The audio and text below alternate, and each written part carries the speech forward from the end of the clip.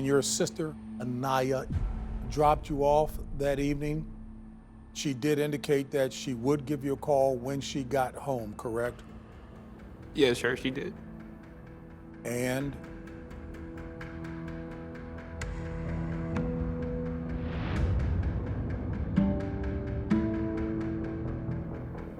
pure hell. Just the worst feeling ever, to not know where your child is. I mean, we were doing everything we could as parents in that moment to try to find her.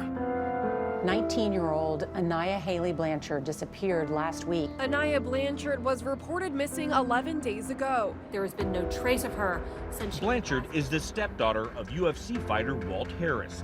Walt Harris!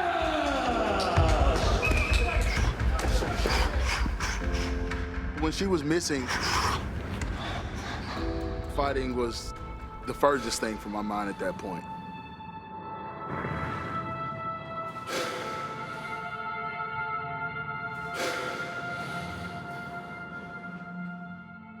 We just want our daughter home. We want her found. If you have any information, please come forward. I was almost a shell of myself. You know, honestly, I didn't even know if I'd fight again. But she always was the one that was like, don't stop. That's it, keep pushing. You know, 7, keep pushing. 8, I know it's hard. 9. Everything for me moving forward is about making her proud. I'm gonna always fight for my baby girl. She was a very happy girl that loved life.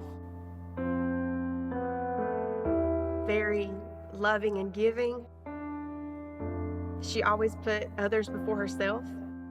People could just really tell, like, that she had something about her that was special.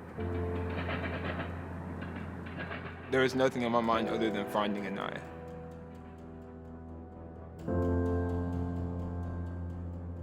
You don't sleep, you don't eat, you're constantly thinking about where she is, what has happened, and it does not go away. We were just trying to keep each other sane so we could keep moving forward. So it was a constant go, go, go. We're not stopping. Aniah, I love you, and mommy is not gonna give up till I find you. We're gonna bring you home, Aniah. You're coming home, so don't worry.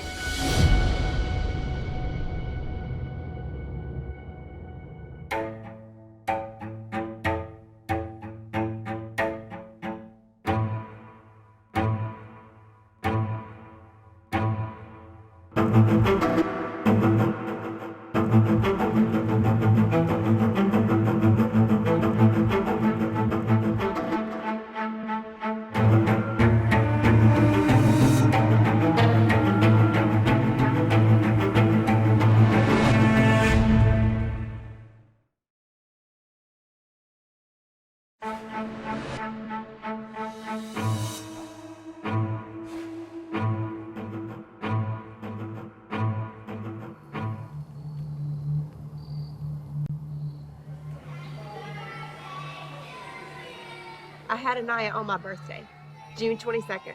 That was just going to be something so special in life for she and I to share the same birthday.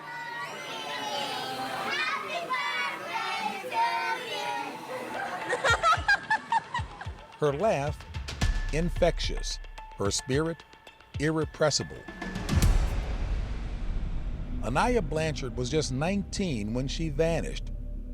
Her vibrant presence replaced by the terrifying silence of her absence.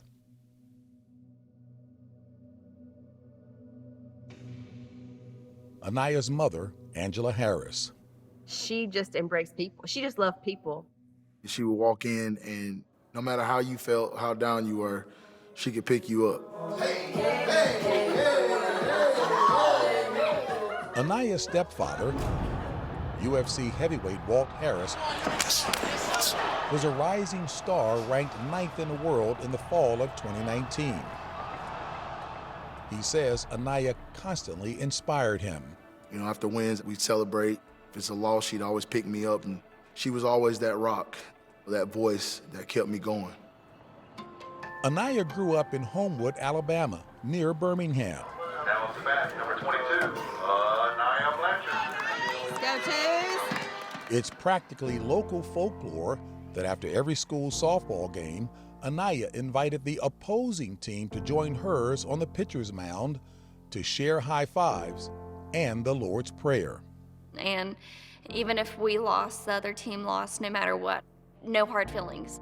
I think that was her whole thing. This is a way to connect people. Longtime friend Hannah Crocker met Aniah in the 6th grade. She was one of those people that just wanted to make sure that, hey, you're doing okay. If not, let me help you out. Did folks ever think that you two might be boyfriend and girlfriend? All the time. Is this your girlfriend? I'm like, no, this is my sister. They were nearly inseparable, says Aniah's older brother, Elijah Blanchard. We grew up, 17 months apart. We were always together, and she even followed me to college. Elijah headed off to Auburn University in 2017. Aniah enrolled at nearby Southern Union State Community College a year later, finding an apartment just minutes from her brother. I would call her every morning. Sorry, it gets kind of rough sometimes. October 23, 2019, Aniah, Elijah, and their mom, Angela, attended the funeral of a family friend in northern Alabama. Immediately after the service, the siblings had to leave. Both had to work the next morning back in Auburn, 185 miles away. She looked over at me. She said, "Hey, Mom, we really need to leave now because it's getting late." I said, "Yeah, you're right. It's 7 o'clock. You've got a 4-hour drive." And then she hugged me, and I kissed her on my cheek, and I told her I loved her. Driving right past Birmingham, Aniah and Elijah made a pit stop at home to see their stepfather, Walt. He was training for his next fight. Next one, go. Okay. I didn't ever call them stepkids. They were my children. It's just the way I saw it. I loved them like my own. The children's biological father, Elijah Blanchard Sr., a local pastor and businessman, remained a close presence in their lives. He and Angela divorced in 2004.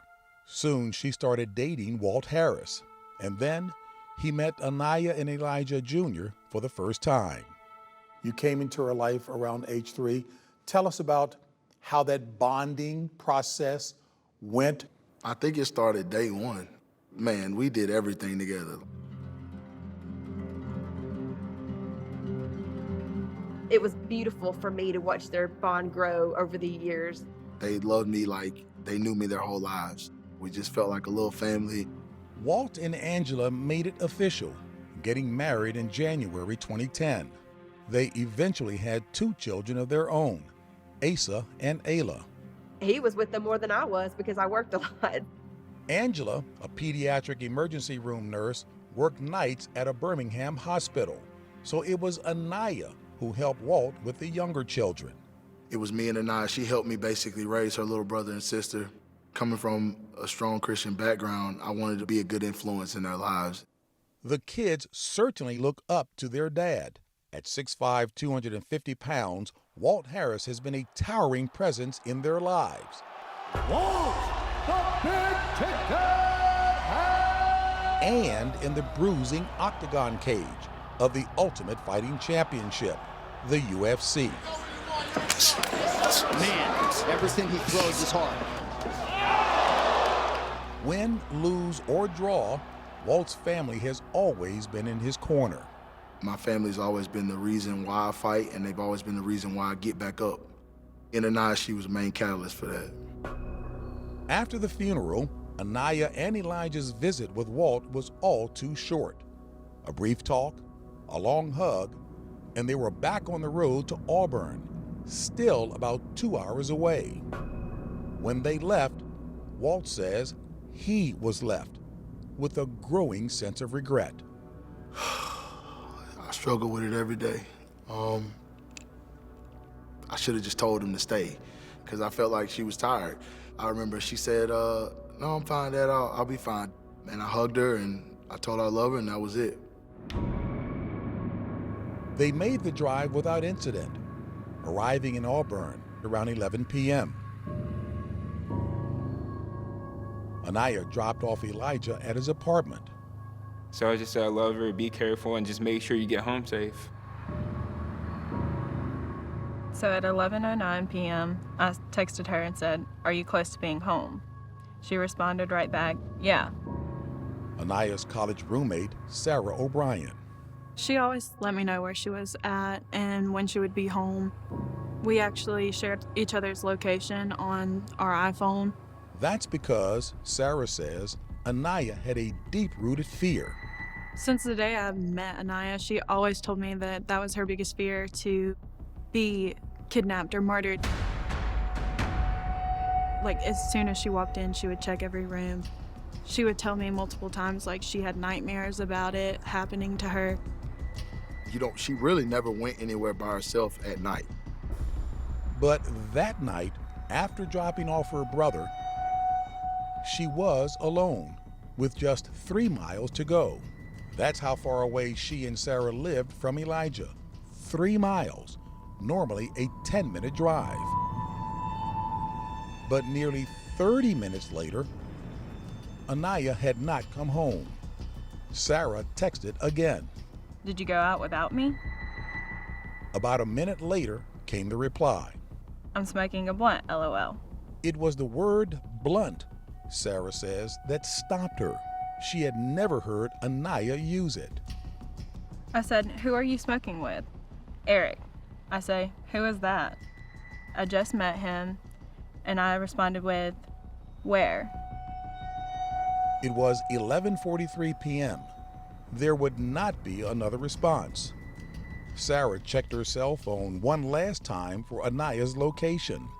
She appeared to be at a nearby apartment complex where lots of students lived. Sarah went to bed, she says, thinking Aniah was hanging out with friends.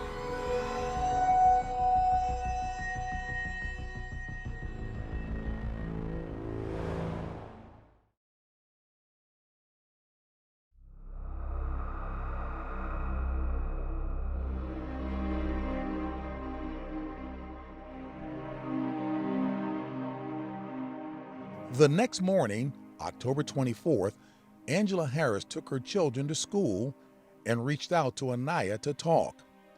It was their early morning ritual. We FaceTimed every morning. That was kind of our thing, like, "Good morning, what are you doing? What do you got planned for the day?" So when I called her at 8 a.m. and she didn't answer the FaceTime, I thought, okay, well, she's busy, so I'll give her a little bit longer. Sarah was eager to hear about Eric, the mystery man Aniah met the night before. She went straight to Aniah's bedroom. And she wasn't there. She would always come home. She wouldn't spend the night with anyone she just met. Sarah glanced at her cell phone, looking for Aniah's latest location, but there was none. Aniah's phone had gone dark. When did concern turn to worry for you, Sarah? When I called her, the lady that she babysat for, and she hadn't shown up that morning because she never misses a day to babysit those kids. She loved them. She was like a mother to my kids. Corinna Thomas, the working mother who depended on Aniah, said she was the most reliable nanny she ever had. Amazing. I don't know how else to explain it. Like, every good quality that you want in a person, she had. Like, everything. She never once didn't show up to take care of those kids. And that's when I hopped in the car to look for Aniah's car. The longer I drove, the more worried I got. I didn't see any trace of her at all. Sarah decided to get Aniah's brother and take a second look. Her roommate calls me and tells me that Aniah never even came home last night. Aniah's missing.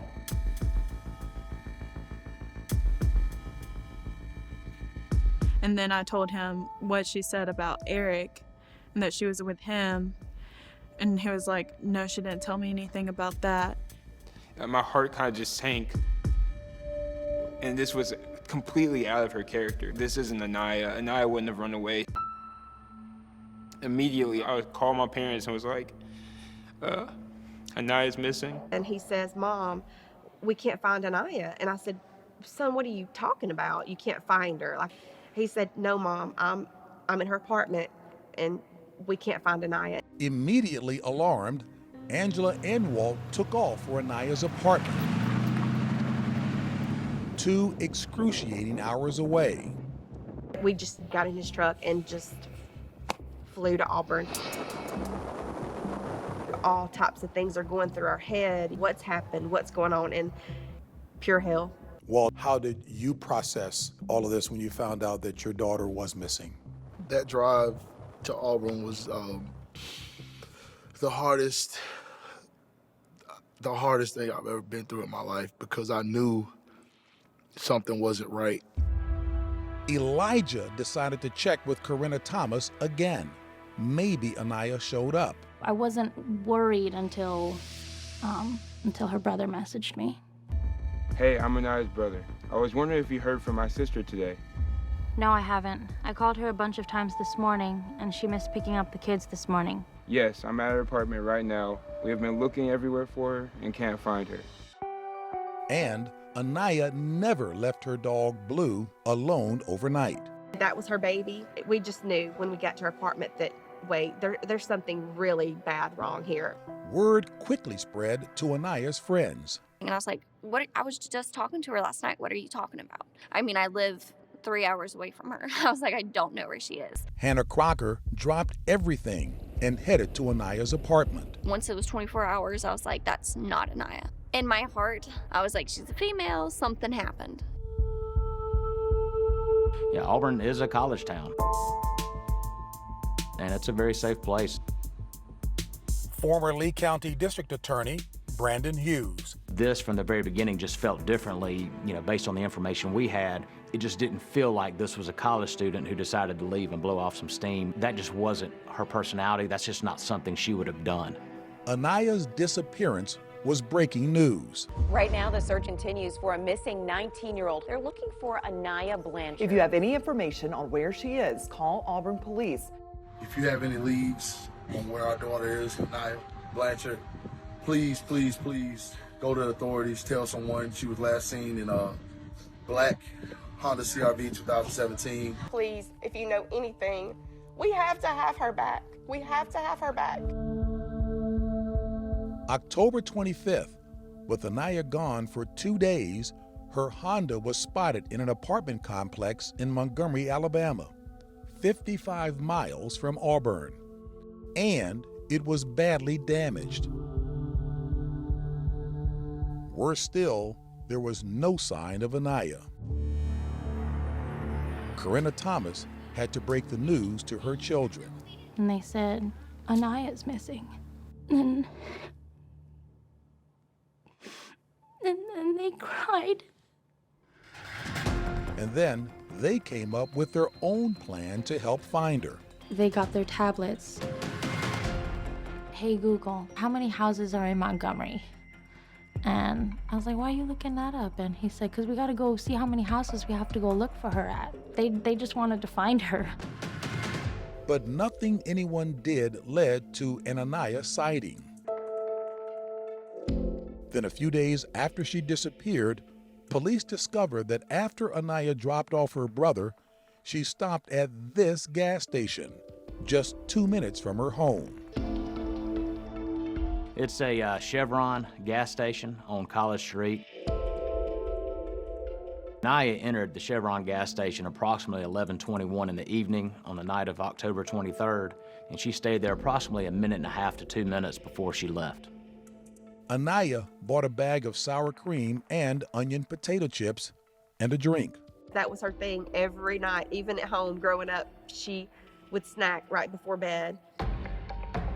We needed to know if anybody saw anything. What was she doing? Did she leave with anybody?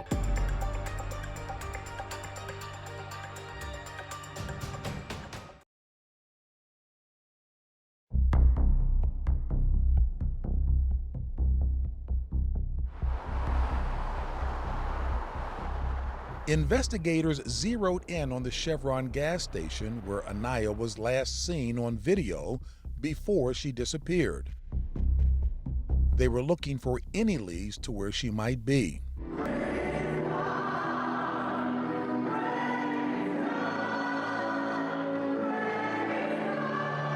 The community of Homewood, where she grew up, prayed for Aniah's safe return.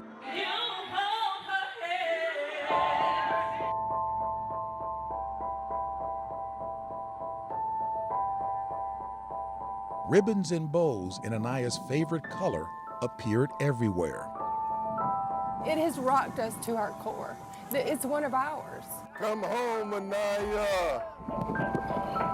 And when they weren't praying for her, they were out trying to find her. Pretty quickly, people came together and it's like, hey, let's do searches here, let's do searches there. We would go in the woods, we would go behind people's houses, we would go in alleyways. We drove my truck in backwoods. We were all in people's yards. We must have canvassed from Auburn to Tuskegee, just me and her, within the first 2 or 3 days. The investigation quickly expanded across several counties, especially after Aniah's car was found 55 miles away in Montgomery.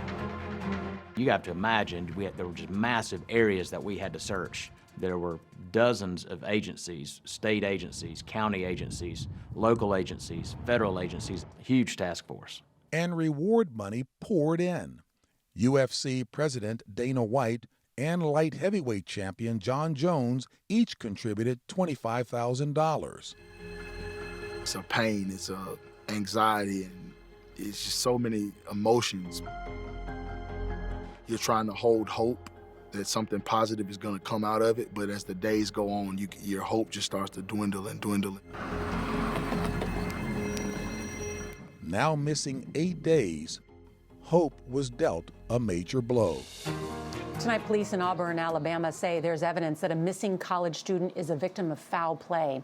Evidence, from within her vehicle is the reason that we are aware that, she was harmed, and we do consider this a case where there's foul play involved.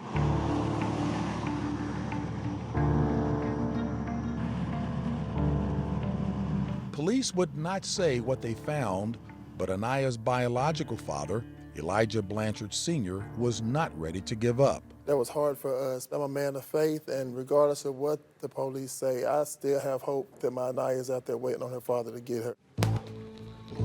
Aniah's disappearance was taking more than an emotional toll on Walt Harris. He immediately canceled his upcoming fight. Aniah was the only thing on everyone's mind.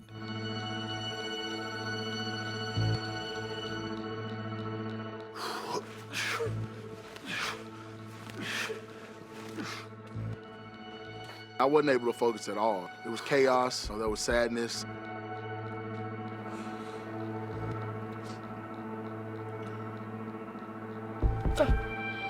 I just wanted to be there for my family. It's like a dark abyss. You're fighting that off. Then, after 14 days, the police announced they wanted this man. He was seen at the gas station store at the same time Aniah was there. An eyewitness said he thought he saw him force Aniah into her car before they drove off together. This is a person of interest. Anyone who sees him is asked to call 911. Someone did, and the man the police were looking for was not named Eric. He was Ibraheem Yazeed, a 30-year-old from Montgomery, and he had a lengthy arrest record. He should be considered dangerous and would be potentially armed. Police said Yazeed was charged earlier that year with kidnapping, robbing, and nearly beating a 77-year-old man to death. He was also accused of robbing and beating a second man. Despite the serious charges, he was free on bond and had been staying in a hotel near the Chevron gas station. how is this person free to walk into a gas station? How is he just minutes down the road from me? How is he in the same gas station as my best friend? But he was, and that was at 11:22 p.m. Aniah's car was next seen a few minutes later at another nearby gas station where Yazeed bought a small cigar. It would be a little more than an hour before a license plate reader picked up Aniah's Honda near the entrance to I-85, heading south towards Montgomery. Aniah's parents clung to hope, and they had faith that their daughter would be found alive. They even prayed for Yazeed. You can stop now. You can change this. You can let her go. God will forgive you. Police captured Yazeed the following day, hiding in the woods 145 miles away in another state. Police say he did not surrender peacefully. 30-year-old Ibraheem Yazeed was arrested overnight in Florida on the charge of kidnapping in the first degree. Yazeed appeared in a Florida court the next day with a swollen left eye. And court documents finally revealed what police found in the car. It was blood, and a lot of it. Court documents today say blood that was discovered in Aniah Blanchard's car was, quote, indicative of someone suffering a life-threatening injury. Yazeed waived extradition to Lee County, Alabama, where Angela and Walt Harris would be waiting, hoping to find out where their daughter was. Do you think someone accused of kidnapping should be allowed out on bond? Chat now on Facebook and X.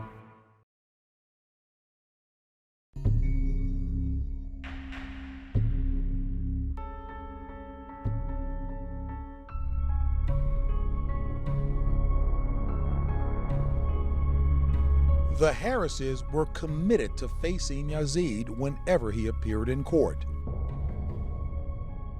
And each time felt like the first time.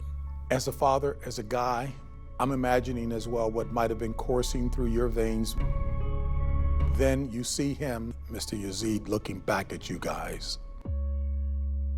Anger. I remember shaking. I wanted to climb across the barricade.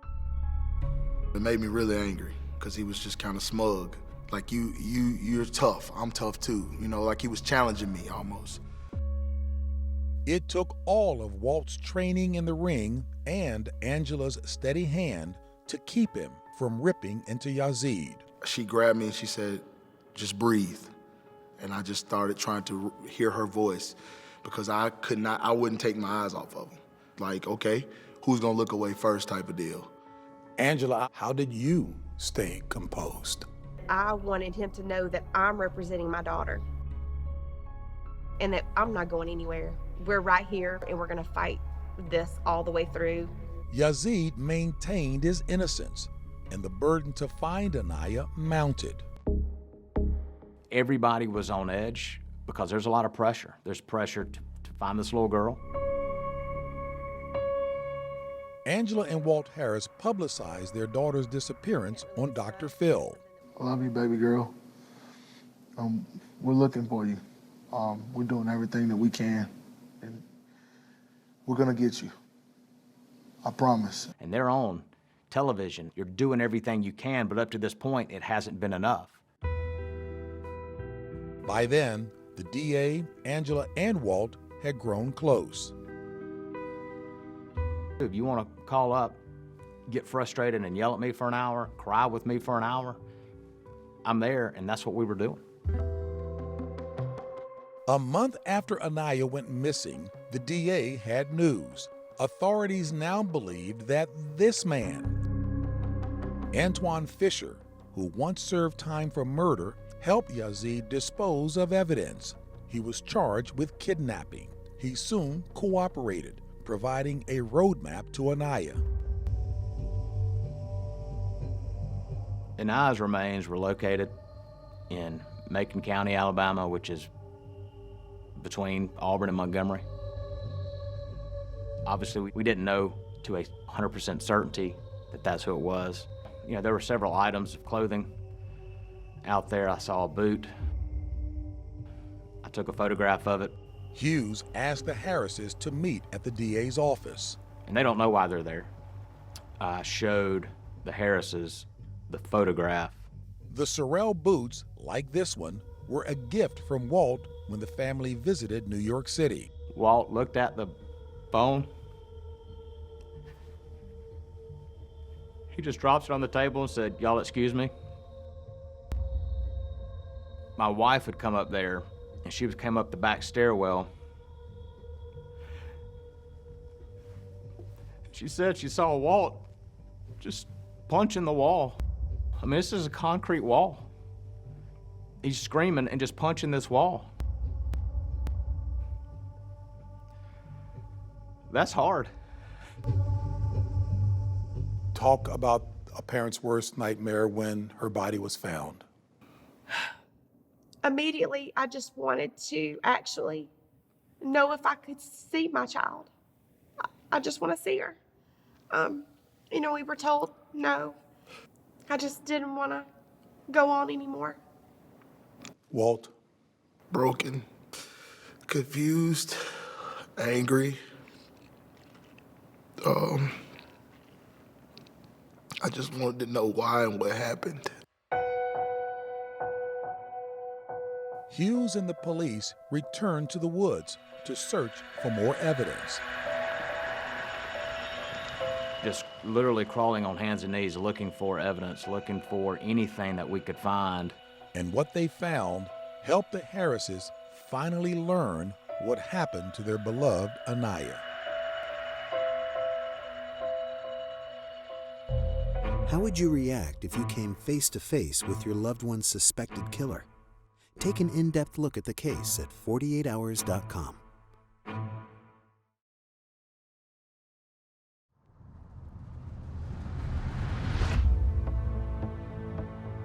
A blood-soaked passenger seat. A bullet hole in the door. The evidence tells a story of what happened to Aniah that night. Investigators aren't certain how Yazeed ended up inside the car with Aniah. Did he ask for a ride? Did he force her? But the damage outside suggests there was a struggle at some point as the car was moving.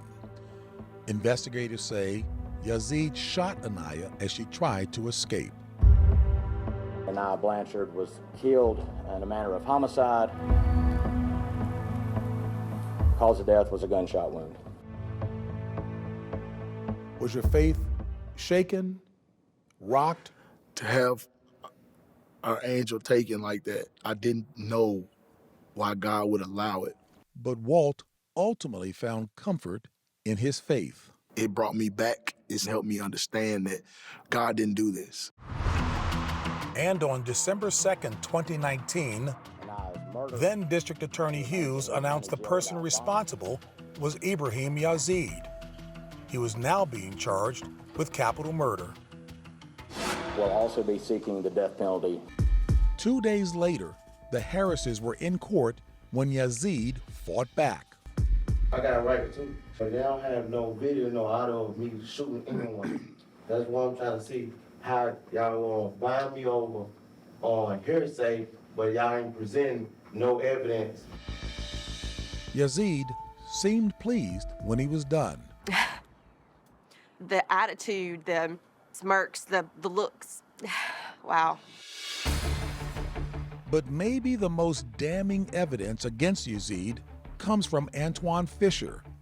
Remember, he was facing charges of helping Yazeed. Those charges were dropped. Fisher told police that just hours after Aniah disappeared, Yazeed showed up in Montgomery looking for help. And he was driving what looked like Aniah's black Honda.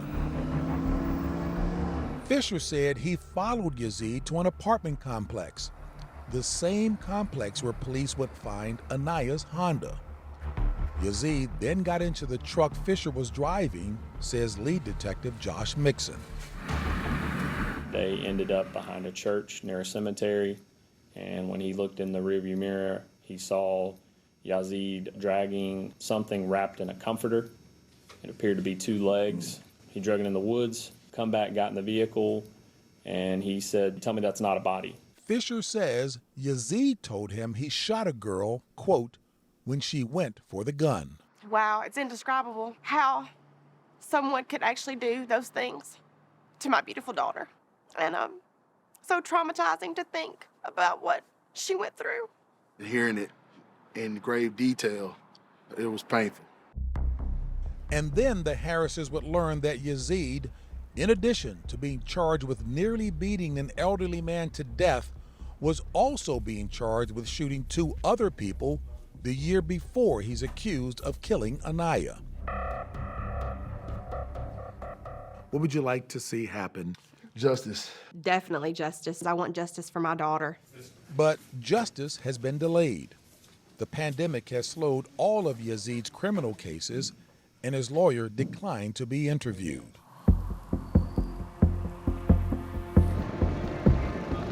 Walt, who had considered ending his career, found inspiration when Aniah came to him in a dream. She was sitting in our living room, and there was just a beam of light on her, and she had her arms out, and I hugged her, and she said, "Keep going." And I just woke up like with a renewed vigor. I felt fresh. 1, 2, 3, keep pushing, 4. Inspired by Aniah, Walt Harris bravely returned to the ring. Incredibly, a fight was scheduled for October 24th, the anniversary of Aniah's murder. When he first told me, I said, "Are you sure?" He said, "I'm sure." And so I knew how important that this was to him and how important that this would be to her, to Aniah, and that she would want him to do it. Walt flew to Abu Dhabi and spent 2 weeks in quarantine, training in a hotel. We love you, Aniah. Angela, meanwhile, remained home caring for their family I miss her so bad. and holding a vigil the night before Walt's fight, marking the anniversary for the last time they saw Aniah alive. Your daddy's about to fight right now. The following day, the Harrises were on the edge of their seats to watch Walt fight halfway around the world. Oh. Perhaps Harris playing possum a little bit. Come on, baby. Here you go. Come on. Walt started out strong, As Harris attacks the body and now goes up top. but in an instant, the fight was over. Walt's actually grabbing his stomach. In retrospect, Walt told us he needed more mental strength. He returned home, and a few days later, he released all that pent-up emotion. He just broke down and fell out on the floor, crying. And through all of her pain, Angela found her new calling. She started a nonprofit, Aniah's Heart, to teach safety and help search for missing people.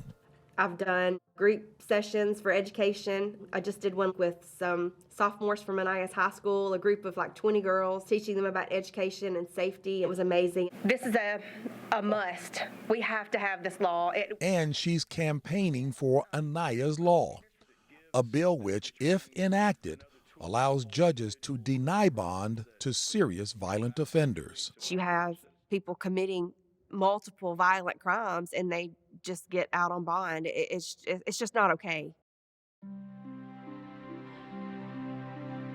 I know one thing, that I will not stop fighting for her. Around Christmas 2019, nearly 2,000 people came together to celebrate Aniah's life. That beautiful smile she had, you could just light up a room. Aniah was like, when you looked at her in her eyes, the way she made you feel, she just made you feel like you was okay. We will miss you. We are so happy you were our sissy. Aniah has been my best friend since I met her in 6th grade. She left me with The best memories ever, of course. She was a leader. She would put people first even when she was sad or needed anything. I love you, Aniah. You are truly my sunshine on rainy days.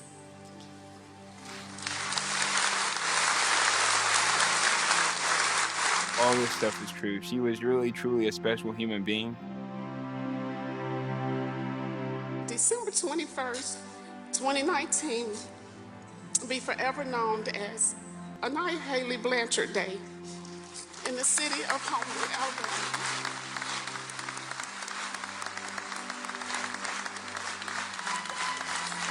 I love you all.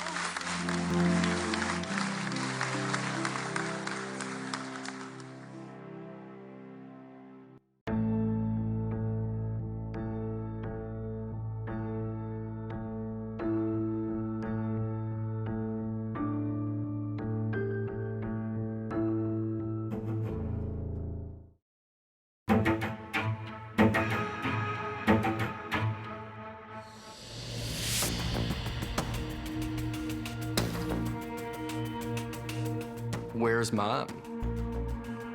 I called her phone, and it went straight to voicemail. I've never seen my mom not answer her phone. Where are you? What are you doing? No response. Something's not right. Something wasn't right. My name is Zach Bach.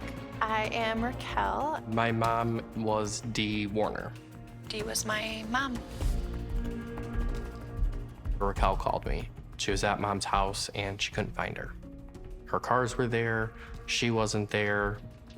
There's no chance that she would not drive the Escalade to wherever the hell she was going. Not my sister. My mom was a very bubbly, outgoing person.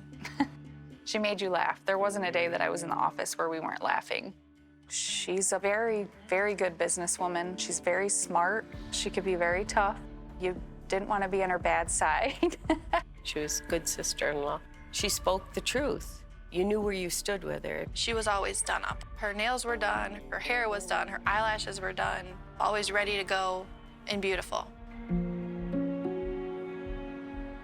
We reported her missing at night, Sunday night.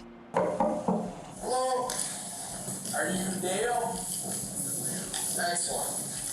I hear your wife is missing? Well, I don't know if she's missing or if she just left. That was not unusual for your mom to pack her bags and disappear for a day, right? Right. This isn't the first time she's done this, guys. Why is this so different? Because nobody knew where she was at. I don't know. Okay. Until another day goes by. Right. I'm concerned, but I'm not, alarmed yet. I began searching and searching. We were running around. Looking at all the credit cards to see if there was a charge on it. Dee Warner hasn't been seen since late April. She had an altercation with one of our employees, 2 of them. It's just really upset. She's just a mess that day, a complete mess. Hyperventilating and throwing up and crying. The FBI searched Warner's Franklin Township property. We've looked everywhere. 500, 600, 700 acres. We all went on foot. The first year was a struggle. Authorities say they are constantly following up on tips. It's been more than 2 years since Dee Warner's disappearance. There's not a day since she left that I don't wonder what happened to her. When you're driving through here, are you still wondering where Dee is? Yeah, it sort of haunts you. She was reported missing more than 3 years ago. She never would have left like this, never. Never. Never. When do you miss your mother the most? When life gets hard. Do you think Dee Warner was murdered? Yes. Wholeheartedly. Absolutely. We had been struggling because everybody said, you don't have a body, you don't have a body. I know a no-body homicide is very hard. Maybe you'll find the body, maybe you won't. But don't sit around and wait for Santa Claus to come. You got to solve this case.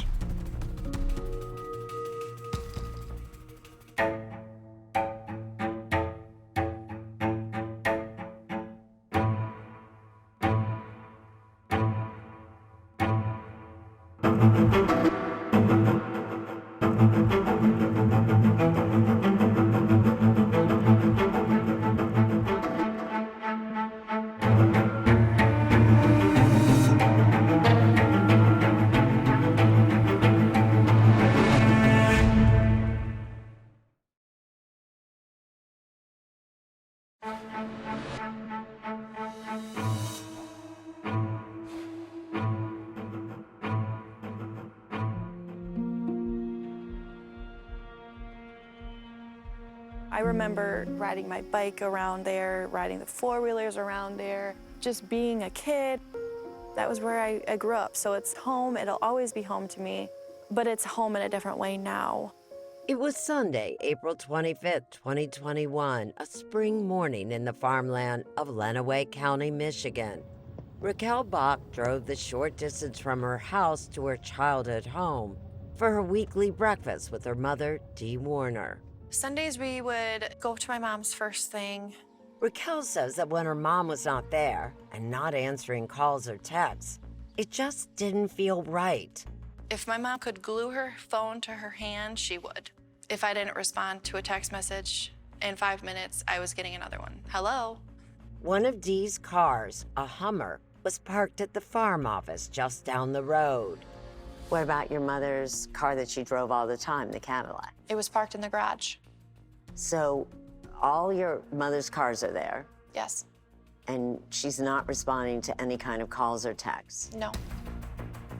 The fertilizer sprayer, usually parked in a barn, was gone, and Raquel's stepfather, Dale Warner, was out on it, working. Was that normal? Yeah, it was pretty normal for him to work any day, any time of day. Raquel went down the road to Dee's brother Greg and his wife Shelley's house. She said, "We can't find her." And I'm like, "What do you mean you can't find her?" They said, "Her car's here. We have called everybody. We don't know where she's at." First thing I did was call her number. If she was somewhere, she would answer my phone call. And then I text her. And did you? And nothing. Raquel and her Aunt Shelley went driving to look for Dee. They returned to her house with only more questions. There were blankets laying on the couch and tissues. Tissues everywhere. Everywhere there was these tissues. They looked upstairs in the bedroom and bathroom for clues. Her makeup bag was gone, her curling iron and all of that stuff was gone. Later, they learned Dee's phone and passport were missing too. The feeling that I had in my stomach was nothing but fear. Zach Bach, another of Dee's 4 children from her first marriage, soon came over to join the search. He went down to the farm office to look for any sign of his mom. There's cameras here in the office. I'll look at the cameras. There was a security camera inside the office and a few more outside. I never saw her walk to the office. I never saw her drive a vehicle. I didn't see her. And there was something else out of the ordinary. Their 9-year-old sister Lena, Dee and Dale's only child together, had stayed at her cousin's house the night before, and Dee hadn't yet called or come to get her. Lena went everywhere with my mom. They were very, very close. And would she ever leave Lena behind with Dale? Never. I called my siblings, we met up at my house, and we called the sheriff's department. By now, it was late in the day on Sunday, and the Lenawee County Sheriff's Office sent a deputy to talk to Dale. The conversation was recorded on a body camera. I am Deputy Hall from Lenawee County Sheriff's Office. How are you, sir? This and other body cam footage has been adjusted at times for clarity. She was sleeping on the couch. Dale told police he had last seen Dee that morning before he went out to work. And then this morning around 6 o'clock, I got up and, she was snoring away. I texted her and she didn't answer, so I figured, well, she's still sleeping.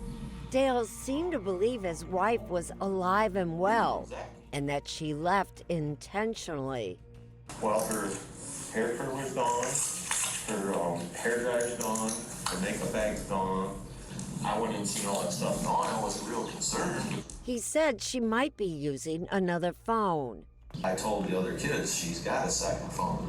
Do you have a phone number? No, it's a secret phone that she doesn't know that I know she has it. Dale also told police that Dee had been upset and suffering from a migraine the night before after an argument with 2 of her employees. I came home last night and she was really upset. She was talking bad things as far as employees. One employee decided to quit. We got 3 different businesses here, so the tensions are high all the time. Dale and Dee ran 3 main businesses from their farm. Zach was their bookkeeper. My mom ran essentially the office for all 3 businesses. There was a trucking business with about 15 employees that Dee managed. She always referred to it as her trucking business. And there was the farm itself and a chemical company that sold fertilizer and seed. Which was the most successful? Which did the best? 100% the trucking company. Stephanie Vogel worked for Dale and Dee and describes Dee as a good business person, tough, generous, and hardworking. But Raquel says that running that trucking business was not easy for Dee. I know that she had a hard time getting respect from some of the farmers because she was a woman and younger and pretty. Dale told police that conflict between Dee and their employees was nothing new. I mean, she's had altercations with quite a few people. I mean, she's pretty wired, if you know my wife. I don't know, but she's in your face and tell you how it is. On Saturday, the day before she went missing, Dee had texted Stephanie asking her how to block the driver who had quit from the company's Facebook page. I told her how to do it. That was at 4:34. On Saturday afternoon, April 24th. Yep. And then at 4:44, I said, "Did you tell Zach?" At 7:43, I said, "How are you?" And she never answered. That's the very last time you ever heard from Dee Warner.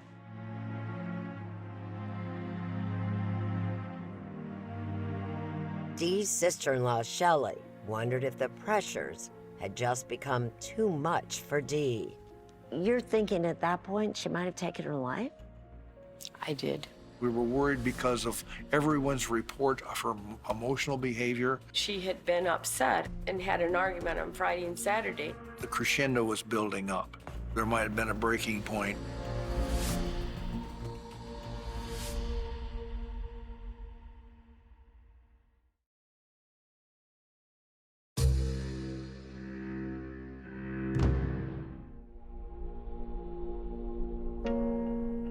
Can you think of a day when no one knew where your mother was?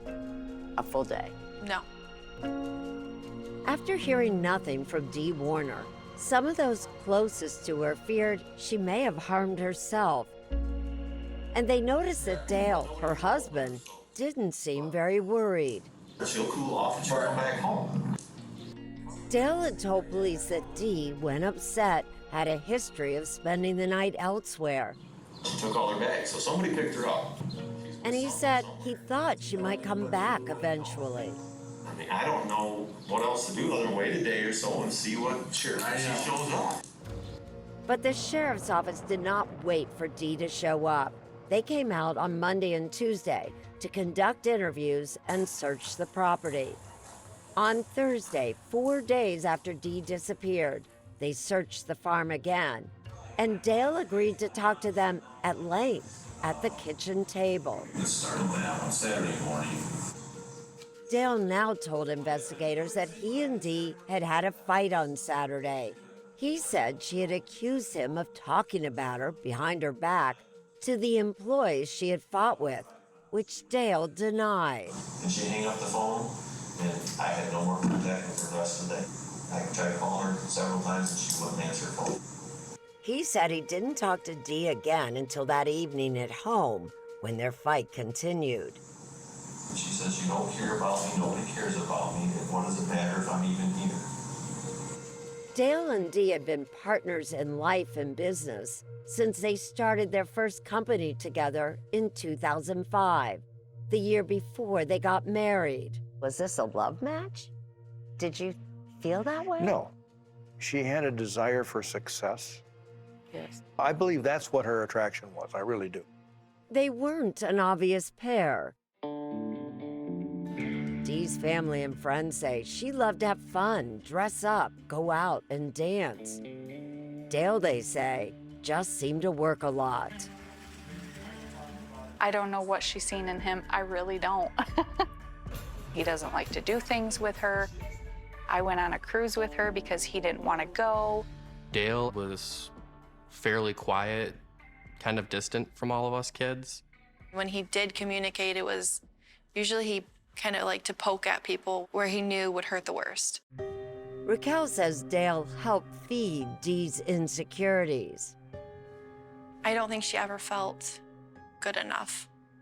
Like she felt like she had to prove constantly everything in her life, her looks, her money, her businesses, everything. Dee's family later learned she had been having an affair. It didn't surprise them, they said, given the state of her marriage. But police say her affair partner was out of town the weekend she went missing and could not have had anything to do with the case. A week after her disappearance, Dee's brother Greg organized a search of the land around her home. We all went on foot, and we walked probably 500, 600, 700 acres. Wow. We came up with zero. By now, Dee's family was growing suspicious of Dale. On the day Dee went missing, Dale told each of them what happened, but they say they all heard slightly different versions. She'd had a bad migraine headache. She was laying on the floor. He gave her a massage. She went to sleep. He picked her up and put her on the couch about 12:30. He got up around 6:30. He left, but she was snoring on the couch. Zach says Dale told him he had had a fight with Dee. He said that they had a really big fight the night before. But Raquel says Dale told her the fight was no big deal. He said that they had a little fight the night before, and she was all mad and she won't answer him now. And there was another odd detail in the story Dale told Dee's family and police that Sunday. The only thing that's really strange, too, is this time she put her wedding ring in my desk. Yeah, she's never done that before. Raquel, Zach, and Greg all say he showed them that ring on Sunday, too, seeming to offer it as proof that Dee had left intentionally and maybe for good. But Greg says that ring is worth as much as $40,000, and leaving it behind didn't sound like Dee. That's not my sister. Not only would she not give him the wedding ring back, she probably would have thrown a Molotov cocktail in the house on her way out. As time passed, the family's suspicions that Dale had harmed his wife only grew. About 6 weeks after Dee went missing, Greg says he confronted Dale about how he thought the investigation was progressing. I asked him point blank, Dale, what do you think about your wife's still missing? She just disappeared on thin air?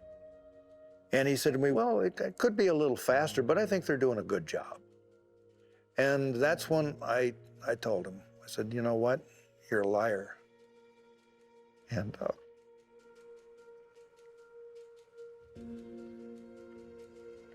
I told him, I'll get you. You told him that? Yeah. But believing Dale had something to do with Dee's disappearance was very different from being able to prove it. The Michigan State Police and the FBI helped the county sheriff conduct a large-scale search of their properties again in October. But there was still no sign of Dee, alive or dead.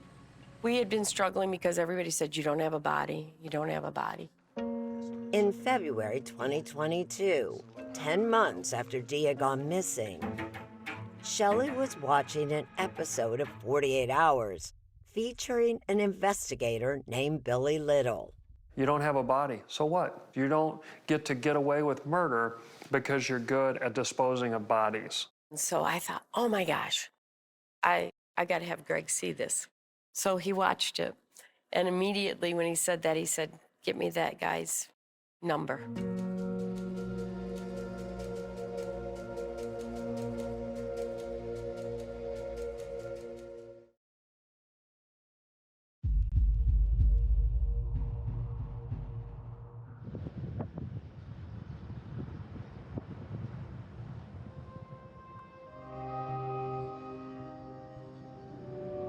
Every time you go by here, does it hurt a little bit? It hurts a lot every time. Greg Hardy was convinced Dale Warner was behind his sister's disappearance. Did she love living here? She did.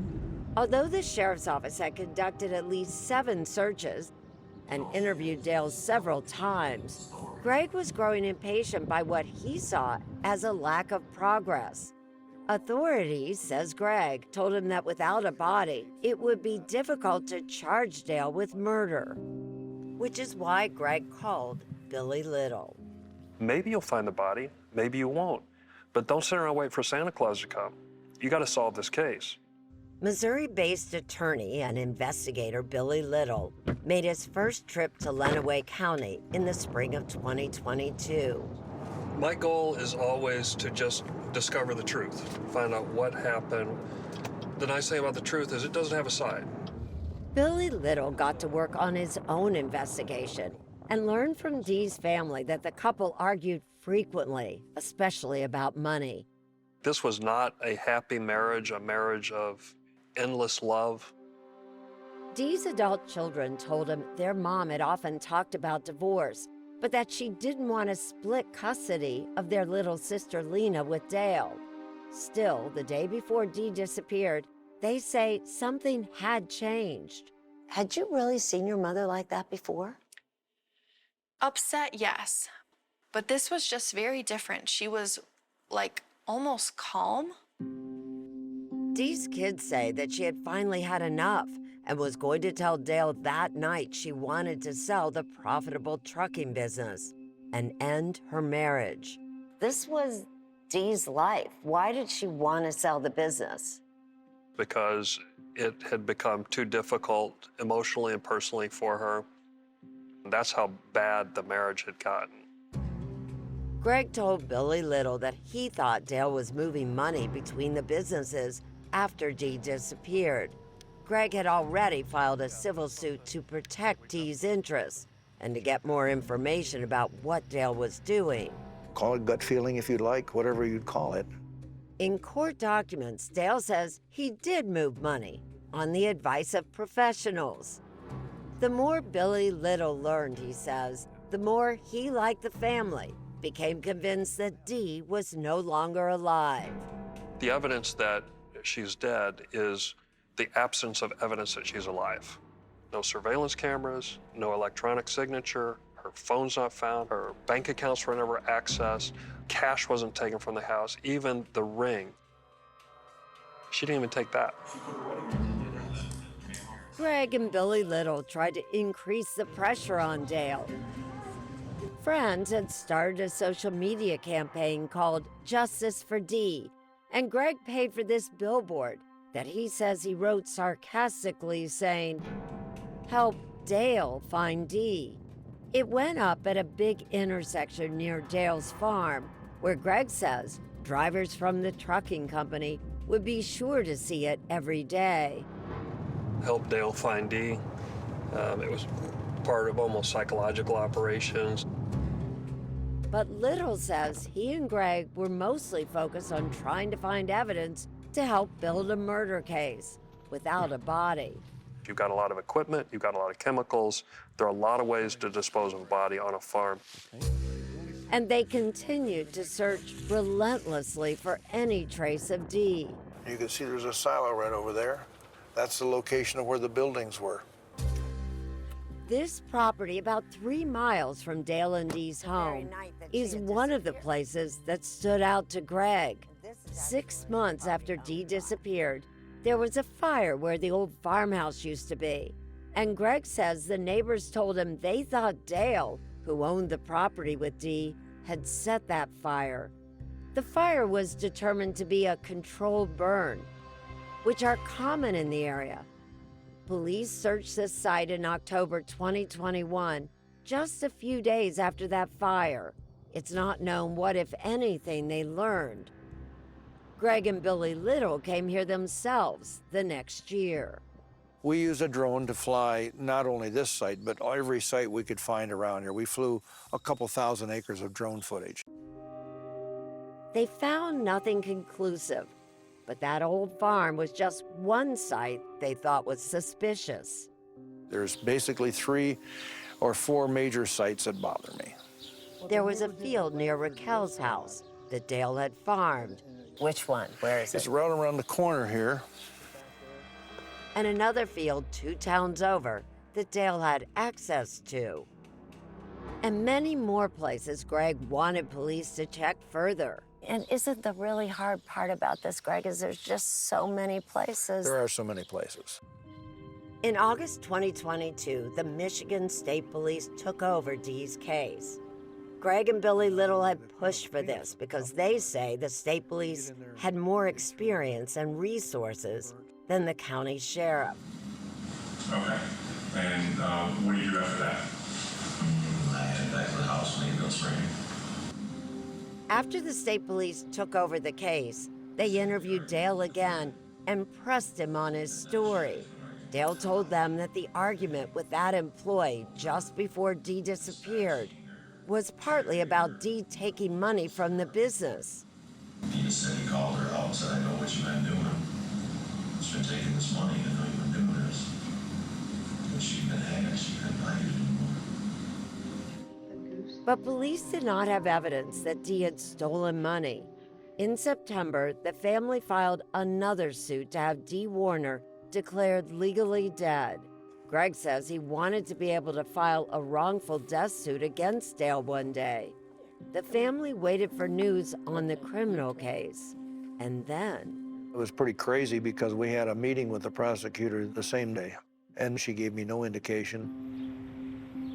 On November 21st, 2023, 2.5 years after Dee Warner went missing, the news came that her husband Dale was under arrest. Stephanie was preparing for her mother's funeral when she got the call. Raquel's boyfriend called me, and he said Dale was arrested for murder. And I fell to my knees at the funeral home, just so happy. Dale Warner was charged with the murder of his wife, Dee. Mr. Warner does enter a plea of not guilty. He pleaded not guilty, and Dee's family braced themselves for a long legal battle ahead.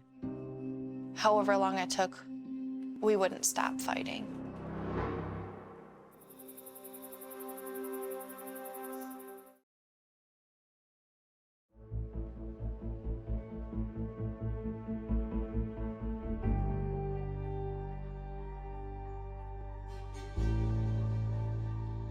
You had to testify. Were you nervous? Yeah. I mean, all you do is tell the truth. So that's what I kept telling myself. On May 1st, 2024, just a little more than 3 years after Dee Warner disappeared, her friends and family gathered here at the Lenawee County District Court for the first day of Dale Warner's preliminary hearing. All rise, please. It would be up to Judge Anna Freshour to decide if the case should move to trial. I was worried because there is so little physical evidence. There is no body. There are no body parts. Dee had been recently declared dead in civil court, but Dale Warner's defense attorney, Mary Chartier, said this was a fact prosecutors would need to establish themselves in the criminal case. Whether Ms. Warner is dead is something that the government needs to prove. Raise your right hand, please. Do you swear to tell the truth? But the state was determined to show that while there was no body, there was also no evidence that Dee was still alive. Since April 24th, 2021, have you seen Dee Warner? No. Have you heard from Dee Warner? No. In the months leading up to Dee going missing. And prosecutor Jackie Wise worked to show there was no evidence that Dee had taken off on her own. She's got a second phone. She asked Stephanie Vogel about that secret phone that Dale claimed his wife had. Did she ever discuss getting a second phone with you? She did. She had asked me to look into pricing and trying to find one for her, yes. Okay, so up until April 25th, 2021, did you ever purchase that phone? No. Could she have bought the phone on her own? Yeah, she could have bought it on her own, but she would have had somebody else set it up. She was not tech savvy. People would call Daniel Druyer.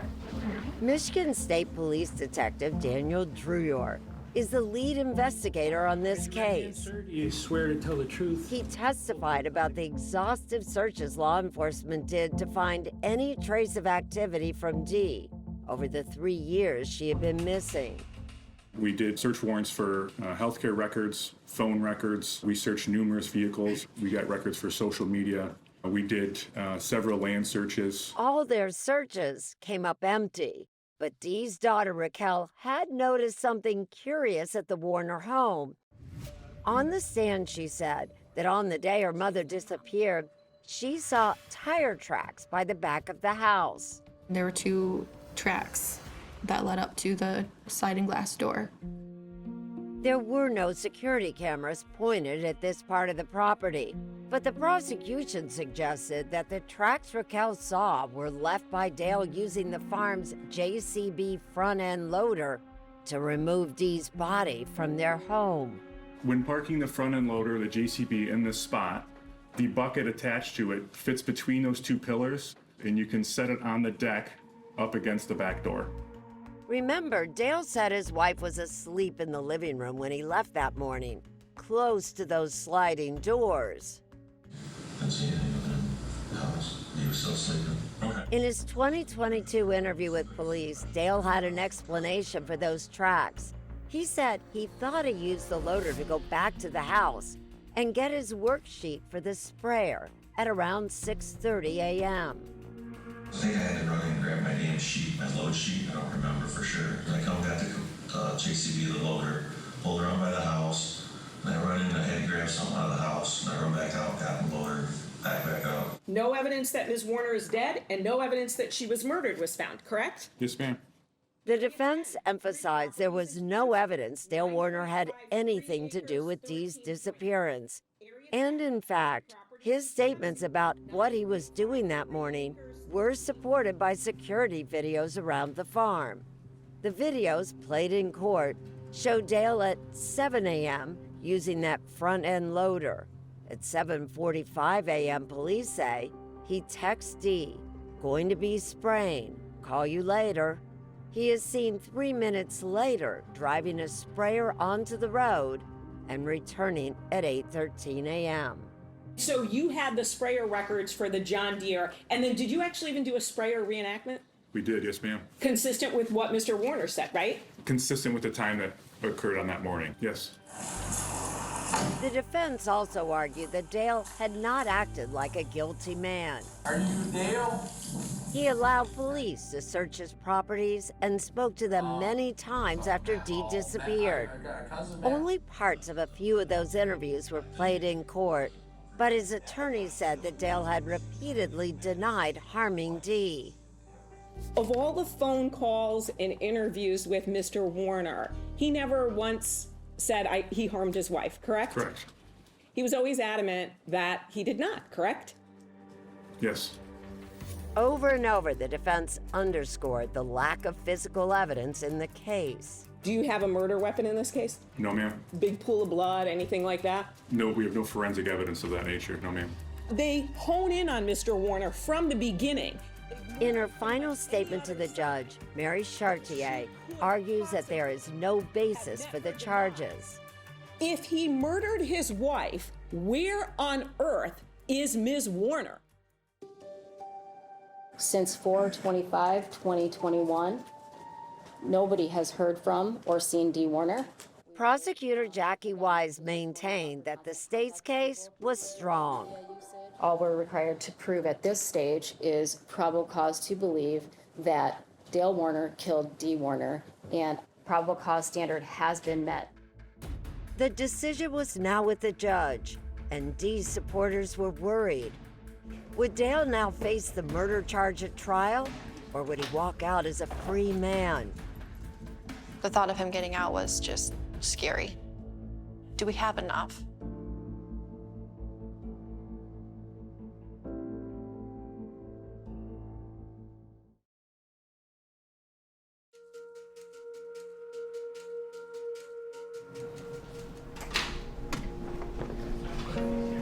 All rise, please. How nervous were you before the judge issues the ruling? So, it was horrible. It was so horrible. I felt like I could just curl up in a ball and, ugh. On June 7, 2024, Judge Anna Freshour returned to court with her decision. She first spoke about Dee. Dee Warner was a woman with a big heart and a temper. She cared for her children and grandchildren and employees. There was nothing in the evidence that suggested she would disappear intentionally, especially from her children. And there was nothing she heard, the judge said, that made her feel differently. The statements by Dale Warner of a secret phone. She's got a second phone. And someone coming to pick up Dee Warner. She's with someone somewhere. Were not supported by any facts or evidence in this case. But there was enough evidence, she said, to believe that Dee Warner was dead and that her husband was likely the one behind it. There's probable cause that Dee Warner died by homicide at the hands of the defendant, Dale Warner. All rise. This is reality. They think that there's enough evidence that he killed our mom to go to trial. Dale Warner has been ordered to stand trial for the murder of his wife. But Billy Little knows the real work is still ahead. My fear for getting past the preliminary hearing was probably a 1 out of 10. My fear of getting a conviction at trial is probably an 8 out of 10. It's a high bar. Yeah. Law enforcement was still searching for physical evidence. And in August 2024, 2 months after that preliminary hearing concluded, that's exactly what they found. Breaking news in the case of Dee Warner. Dee's family heard about it first. I received a message that said we need to have an emergency meeting with the detectives. They met detectives at Greg and Shelley's farm. Police told them they had gone back to a property that Dale and Dee owned and taken away a large metal tank that was used to store fertilizer. According to a search warrant, that tank had a non-factory weld on the back and a sign on it that said, "Out of service, do not fill." When the tank was scanned, investigators finally found what they had been looking for. It was my mom. Well, it was a body in a tank. It took just days, authorities say, to confirm that the body inside that tank was Dee Warner. Her death was ruled a homicide. And how did she die? They're not sharing that with me. Authorities are not granting any interviews about this case before the trial. But that warrant also says that security video from the day Dee was reported missing showed Dale in one of the farm buildings searching for something near the welding equipment. For 3 years, police had been looking for Dee's body underground, and now they had come to believe that she might have been concealed above ground. The tank was in this agricultural storage building right behind me. And was the cylinder right in here? Yeah, it was parked here. So Dale would have access to all He this? did. Greg says he has no doubt now that Dale killed Dee and hid her body. All these things point in one single direction, clearly, without any question. And that's a Dale. That's correct. Dale's defense attorney declined to speak to 48 Hours on camera, but she told us that Dale maintains his innocence and said in this email they're prepared to vigorously fight for him in court and present his defense. Isn't it likely that Dale's gonna argue, well, that was a cylinder sitting out in a barn. Anybody had access to that cylinder. Someone could have come into his own barn and put your mom? Absolutely. I mean, he can say anything. Raquel says finding her mom's body after these 3 long years gave the family a sense of peace. I wanted to shout from the rooftops to everybody that she didn't leave us willingly. Dee's family laid her to rest in a private burial soon after her body was identified. Her daughter Lena, now 12, was with them. The one thing that she knows for sure, that was her mother there, that her mother didn't leave her. It was real. It's like you get hit in the stomach every time. I miss her laughter and her comfort. You miss her? Very much. I miss her every day. Raquel and Zach say they miss their mother deeply and that her death has changed them in profound ways. I'm now 3 years sober, and shortly after she went missing, I started my own real estate company. I stopped being scared of failing on something because there was nothing left to lose. He's my mom's spirit. Very hardworking and driven and determined. Your children will grow up hearing about Dee. Yeah. What will you tell them about your mother? Oh, my mom enjoyed being a grandma so much.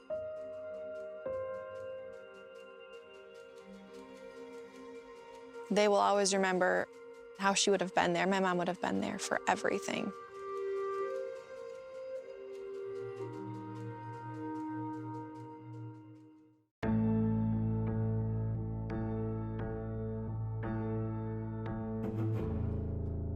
CBS next Saturday.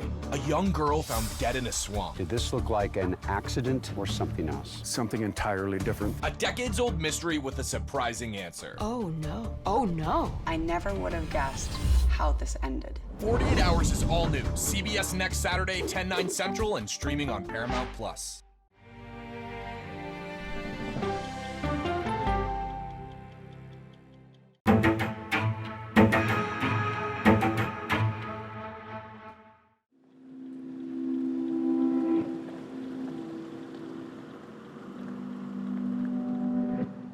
It's a small town. It's rural America in every way. This is the family next door. Very connected, very loving, very bonded. They spent a lot of time together. With a happy American couple. Eric ran a successful contracting business. He was involved in his boys' sports activities. He was very good to the boys, and he taught those boys so much. Kouri was a real estate agent that also would buy and fix up and flip homes. She was smart, she was savvy, she knew how to connect.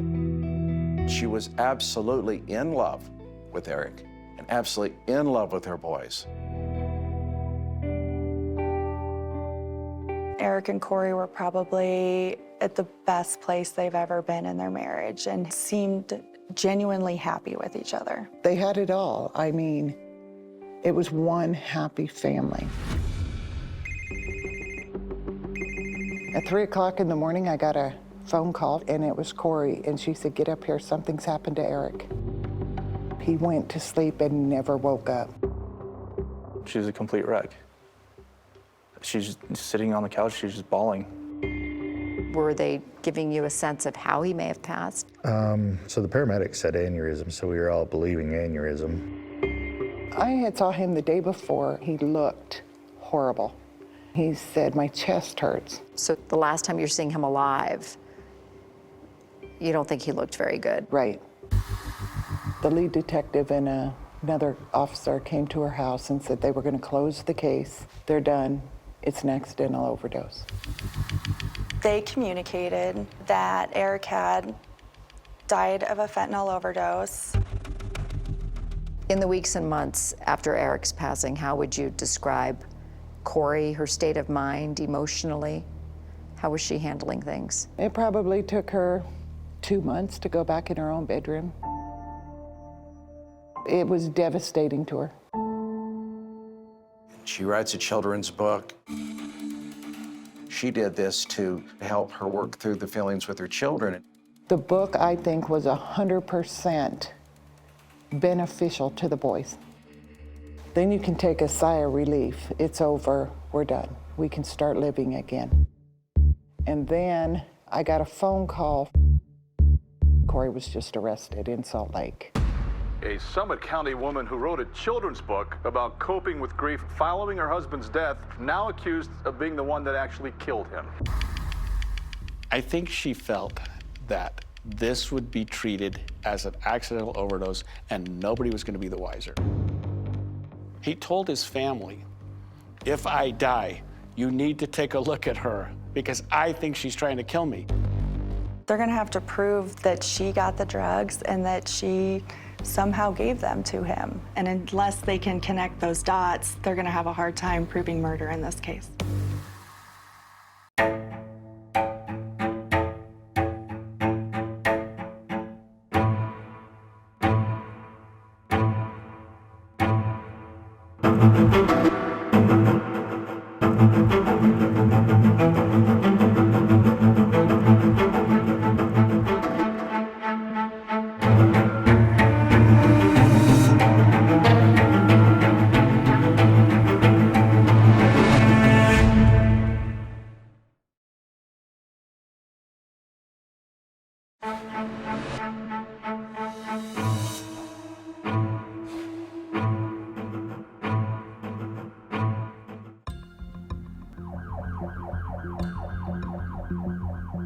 In the early morning hours of March 4th, 2022,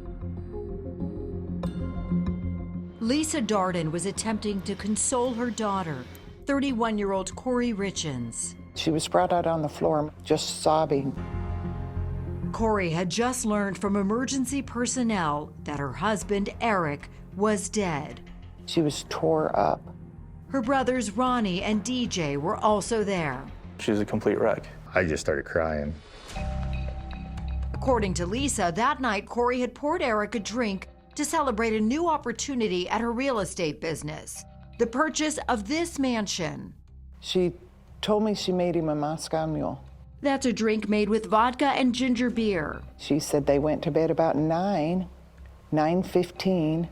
She went and laid with Ash. Ashton, the 9-year-old, has always had major nightmares. And when she went back to get in her bed, he was cold. She went to push on him and he didn't respond. It was after 3 a.m. and Lisa says Kouri immediately called 911 and at the dispatcher's instructions performed CPR. When first responders arrived, they started working on Eric, but it was too late. It's just unbelievable. You're in shock that something like that, could happen. It was those first responders who initially suspected Eric had died of an aneurysm. The father of 3 young sons was just 39. How were the boys? Did the boys know what was happening? They knew something was happening and they could see the ambulances and cops coming in. Very distraught. They all just sat there on the couch and just cried together.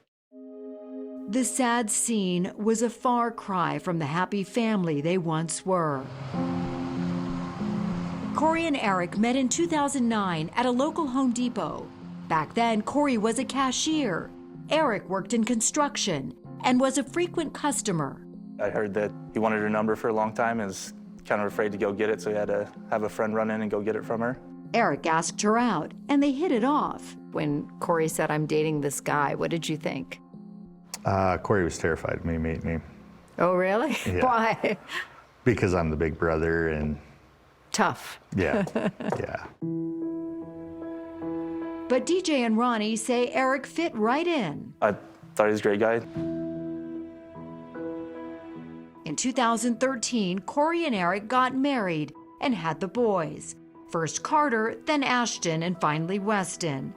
Lisa says fatherhood came easily to Eric. He taught those boys so much. They idolized their father, and he idolized the boys as well.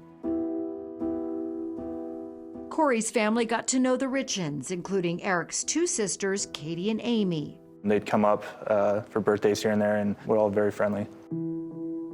Eventually, Eric started a stonemasonry business, and Kouri started her own real estate company, buying houses, fixing them up, and selling them for profit. Greg Hall was her marketing director and good friend. Kouri had something that a lot of people don't. A lot of times you find an individual that is intelligent, but no common sense, or common sense and no intelligence. She had both. She was a brilliant young lady.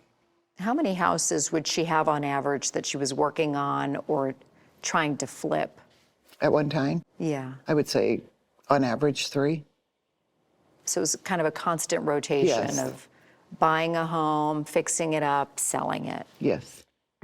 And Eric's business continued to flourish. They both lived very well, and they both bought and spent what they wanted. In their spare time, Eric loved to hunt, and together they traveled the world. It sounds like on the surface, Eric and Kouri seemed to have it all. Would you say that was so, I would Lisa? say that, yes.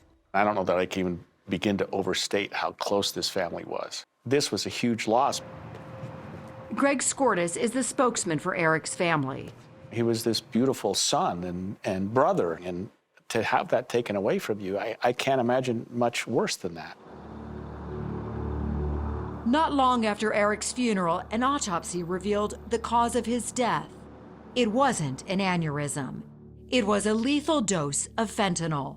Fentanyl is many, many times more potent than oxys and the other pain medications that we typically use. It's a very dangerous drug. But how did fentanyl get into Eric's system? Kouri's family believes his recreational drug use could be to blame. Nearly every day, they say, Eric would take a gummy with THC, the psychoactive ingredient in marijuana. It was always just to relax at the end of the day. And according to Ronnie, Eric did not always get the gummies from reputable sources. Just about every trip that I had been on with him, he'd buy just from someone off the street. Lisa says Eric also sometimes took pain pills. Hey, do you have any pain pills? Hey, can you call and hook me up? He certainly wasn't an opioid or an illegal drug user. Kouri's family thinks Eric had taken something he didn't know was laced with fentanyl, and that his death was a tragic accident. Eric's family strongly disputes this claim. He didn't die of a self-inflicted drug overdose. Eric's family wondered if Kouri may have been involved. They said, this doesn't smell right. No question the family thought that right from the beginning.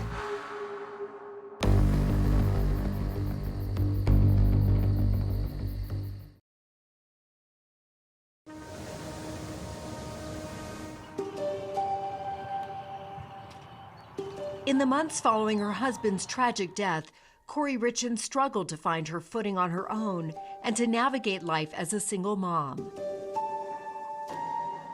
Kouri was still completely distraught. Even now, she's never had time to grieve. She's doing her best to move on. She didn't know of a way of doing that. Kouri's brother, Ronnie, says it was also hard for the couple's 3 young sons. The boys, it's still hard for them. They lashed out a little bit because they couldn't quite understand what was going on. And they needed some help, and Kouri needed some help. Eventually, Kouri found a way to turn her grief into action. In March 2023, 1 year after Eric's death, Kouri came up with the idea to write that children's book about coping with loss, Are You With Me? She promoted it on a local TV show, Good Things Utah. I just wanted some story to read to my kids at night. And so, I was like, let's just write one. The self-published book follows the story of a child who lost his father, but is reminded his presence still exists all around. In the book, Eric is portrayed as an angel who is always close by. Yes, I am with you on Christmas, Kouri writes. You can't see my smile, but it's there. I'm here and we're together. Like, Dad is still here, it's just in a different way. Kouri's mother, Lisa, says writing the book was therapeutic. I think the book was a great thing. It helped them. It helped them all. Her family says it finally seemed as though Kouri and the boys would be able to move forward. It seemed to make the boys really happy. While the family was working to get back on track, police had been investigating Eric's death. And just weeks after Kouri's appearance on TV to promote her book, New at 10, this has been a talker all day today. A Summit County woman who wrote a children's book about coping with grief following her husband's death, now accused of being the one that actually killed him. On May 8th, 2023, Kouri, the grieving wife, This is the home where police found Eric Richins dead on... was now the prime suspect in her husband's death. You must have been in a panic. I was shocked. She can't be arrested. A Utah mother has been charged with murder. Kouri was charged with aggravated murder and taken into custody. Court documents allege she committed homicide by the administration of a poison. Greg Skordas, the spokesman for Eric's family, suspects Kouri put a lethal dose of fentanyl in the drink she made Eric that night, the Moscow Mule. The dosage that he was given that night was of such a high level that no person could have survived it.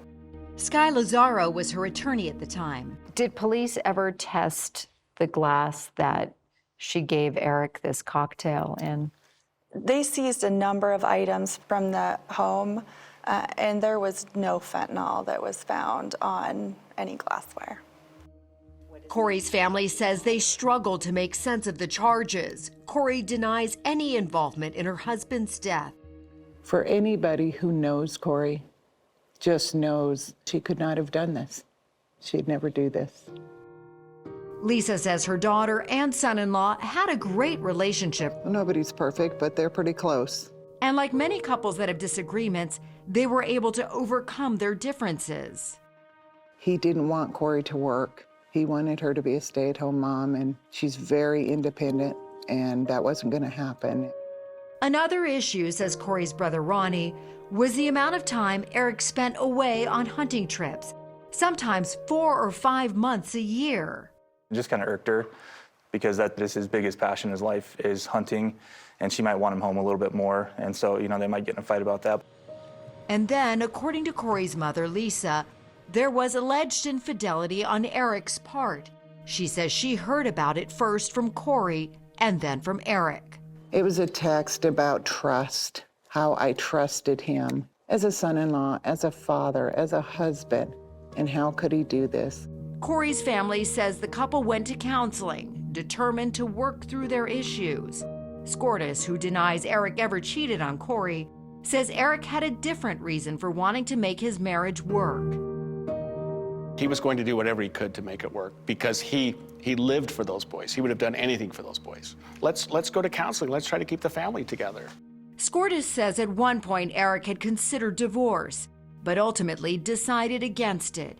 He says to protect the boys in case the relationship didn't work out, Eric put his estate into a secret trust without telling Kouri and named his sister Katie in charge.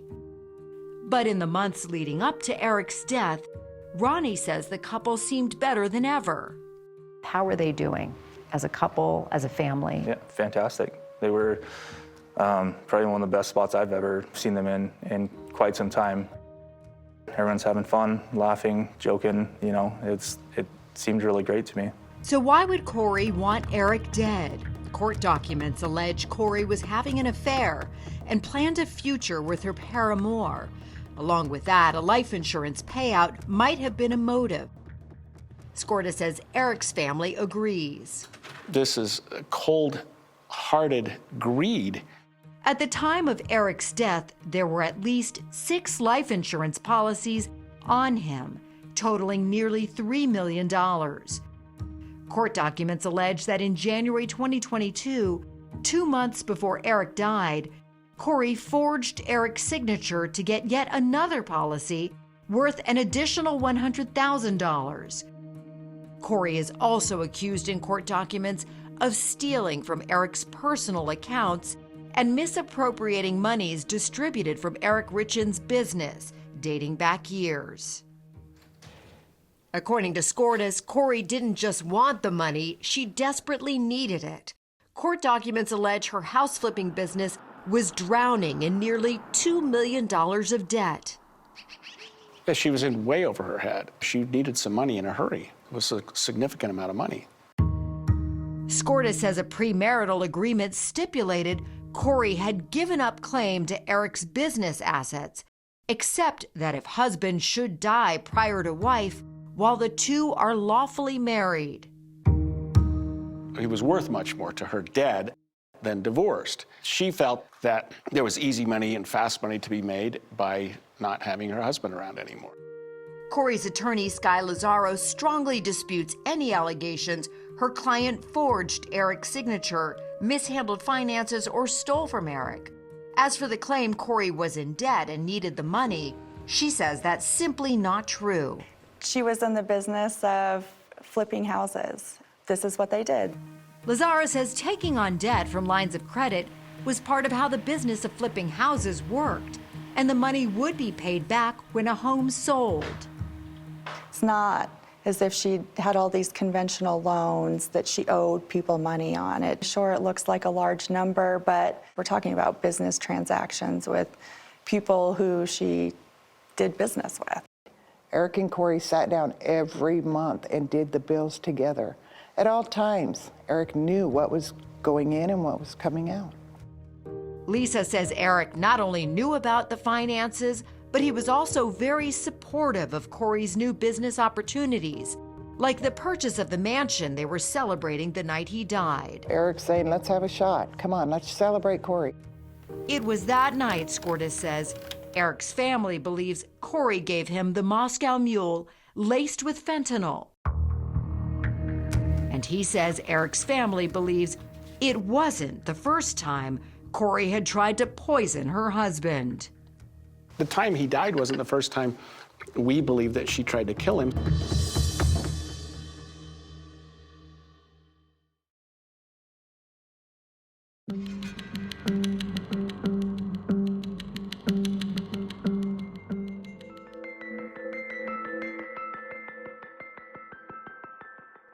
Just outside Salt Lake City, in the shadow of Utah's Wasatch Mountains, home to famed ski resorts, including Park City,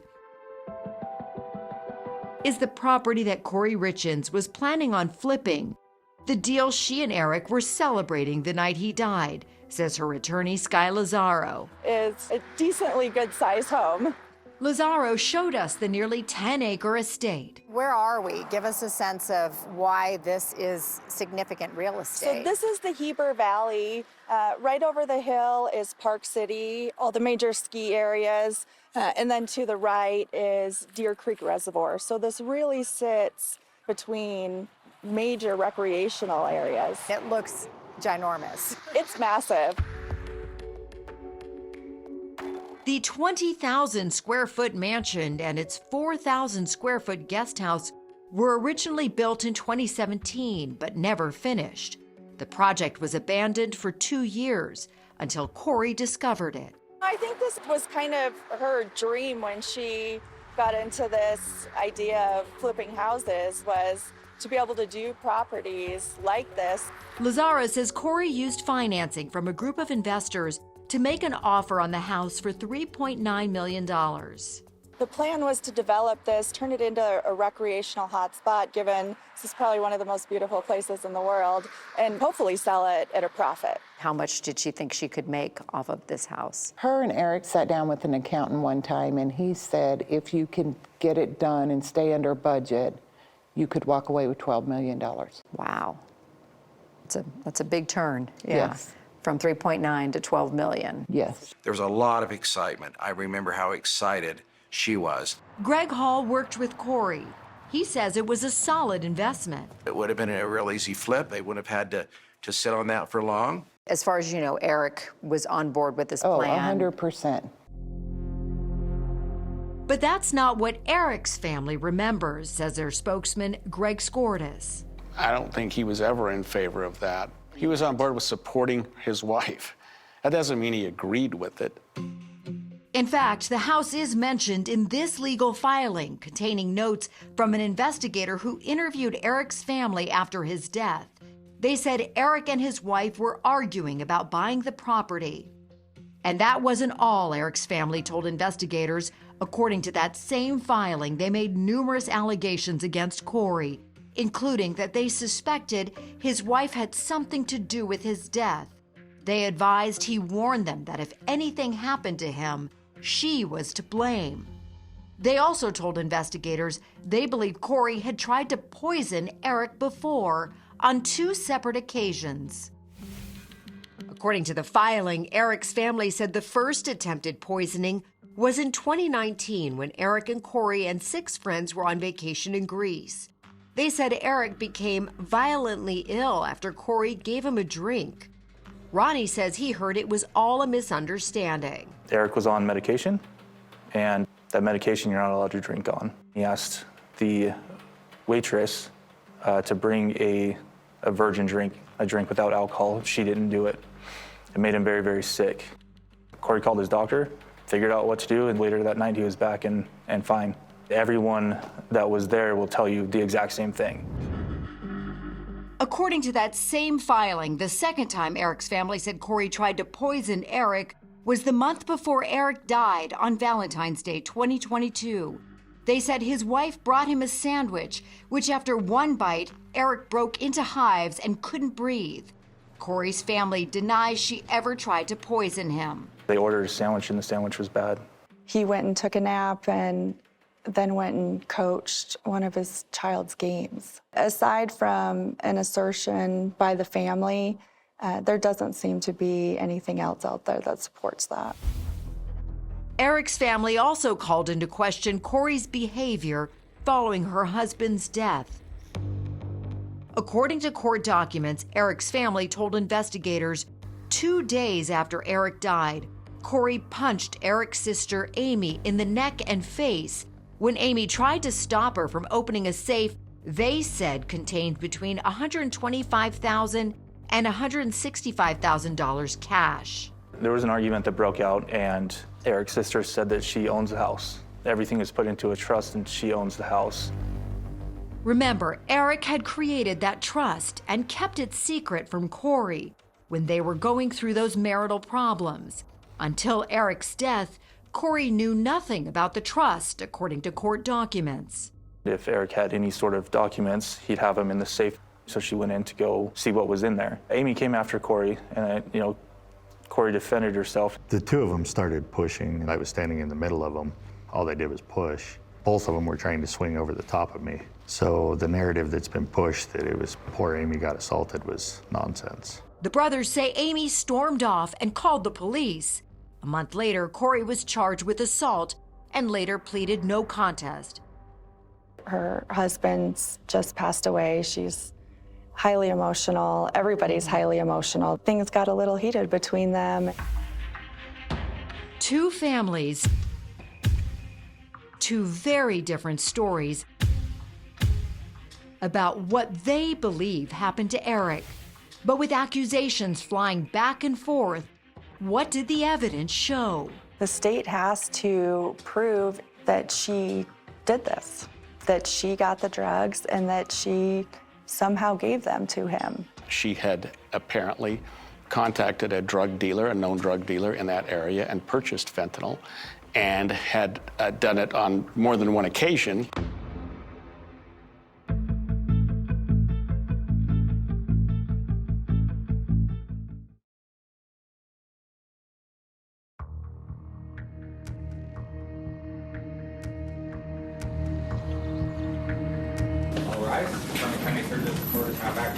Have a seat, please. In June 2023, Kouri Richins appeared in court before Judge Richard Mrazek for a bond hearing. The issue before the court is whether defendant Kouri Richins should continue to be held without bail during the pretrial period. It was the first time since Richins had been charged in her husband's death that the public got to see her. And for the entire 4-hour hearing, she sat in handcuffs next to her attorney, Sky Lazaro. I cannot imagine how difficult it was for Kouri to sit there and listen to everything that was talked about at that hearing. To convince the judge why Richins should not be released, prosecutors Patricia Cassell, Your Honor, we have 3 witnesses. Brad Bloodworth, Detective, what was the sheriff's office? and Joseph Hill presented evidence and called witnesses to make their case Richins had poisoned her husband. It had all the elements of a mini trial. In order for the judge to make a determination to detain someone at a bail hearing, the state has to prove substantial evidence. Prosecutor Joseph Hill called to the stand cell phone expert Chris Cotodrimos. Sir, if you'd step in front of Brittany, we'll get you sworn in. He asked him about Google searches he says Richins made on her phone. Were you able to observe internet searches on that phone? Yes. Those searches, which were detailed in court documents, included: can deleted text messages be retrieved from an iPhone? Can FBI find deleted messages? What is a lethal dose of fentanyl? I don't know that these searches mean as much when you look at the timing of when they're done. Lazaro says there's an innocent explanation. Those searches were conducted after Eric's death. I think it's more to answer questions relating to what she was being accused of. The state also called to the stand the lead investigator on the case, Detective Jeff O'Driscoll. I was assigned to be the lead detective in this case in April of this year. Prosecutor Bloodworth questioned Detective O'Driscoll about where Richins may have gotten fentanyl. He specifically asked about an interview the detective conducted with Carmen Lauber, who said she worked for Richins. She's referred to as CL. CL is an associate of the defendant. She cleaned houses for the defendant's business, as well as her personal home at times. Detective O'Driscoll said CL had a criminal history with drugs. At the time of their interview, she was on probation for multiple drug distribution charges, according to court records. She has not been charged in connection with Eric's death. In our interviews, CL told us that in early 2022, the defendant reached out to her either by phone call or text message, requesting that she procure fentanyl for what the defendant reported was an investor who had a back injury. Detective O'Driscoll testified that CL told him she purchased 15 to 30 fentanyl pills and then sold them to Richins. CL told us that after purchasing the pills, she returned home. She said that either later that night or the next day, the defendant met her and did a hand-to-hand exchange of pills for cash. That transaction, says Detective O'Driscoll, took place on February 11th, 2022, 3 days before Valentine's Day, when, according to court documents, Eric's family said Richins had tried and failed to poison Eric with that sandwich. But there was more. We're going to now shift to a second drug buy. Detective O'Driscoll said CL told him Richins contacted her again, approximately a week later. The defendant reached out to her again by text or call and said that she wanted some more fentanyl that was stronger than the previous batch. This time, Detective O'Driscoll said CL told him Richins paid by check. And the defendant came to the door and wrote her a check from her business, from the defendant's business, for $1,300 for the purchase of the fentanyl. Just a week later, Eric was dead. We dispute all of those allegations.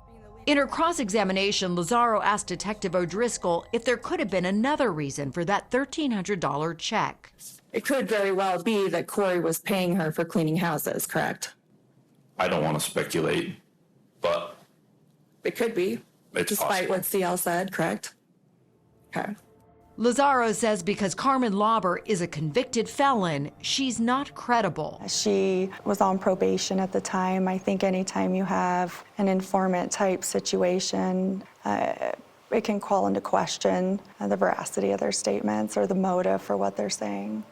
In her cross-examination of Detective O'Driscoll, Lazaro attempted to show how CL might have felt pressure to tell investigators what they wanted to hear. You begin the interview by explaining to CL essentially how dire of a situation she's in, correct? I don't have the interview memorized, but I know we talked about that, yes. Okay, well, you told her that she was on probation to drug court for 4 first-degree felonies, correct? Correct. You essentially tell her that she has the potential of doing a considerable amount of state and federal prison time, potentially. Yes, this is a common tactic in law enforcement to be able to leverage charges for information. Lazaro also asked the detective what evidence there was to back up CL's claims that she had sold fentanyl to Richins. And because CL is working for the defendant, there's communication, correct? Correct.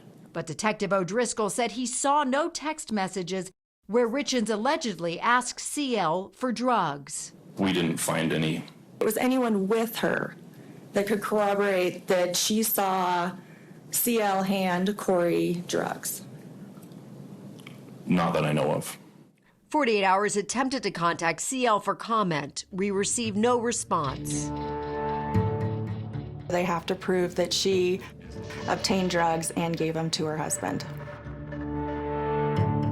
And unless they can connect those dots, they're going to have a hard time proving murder in this case.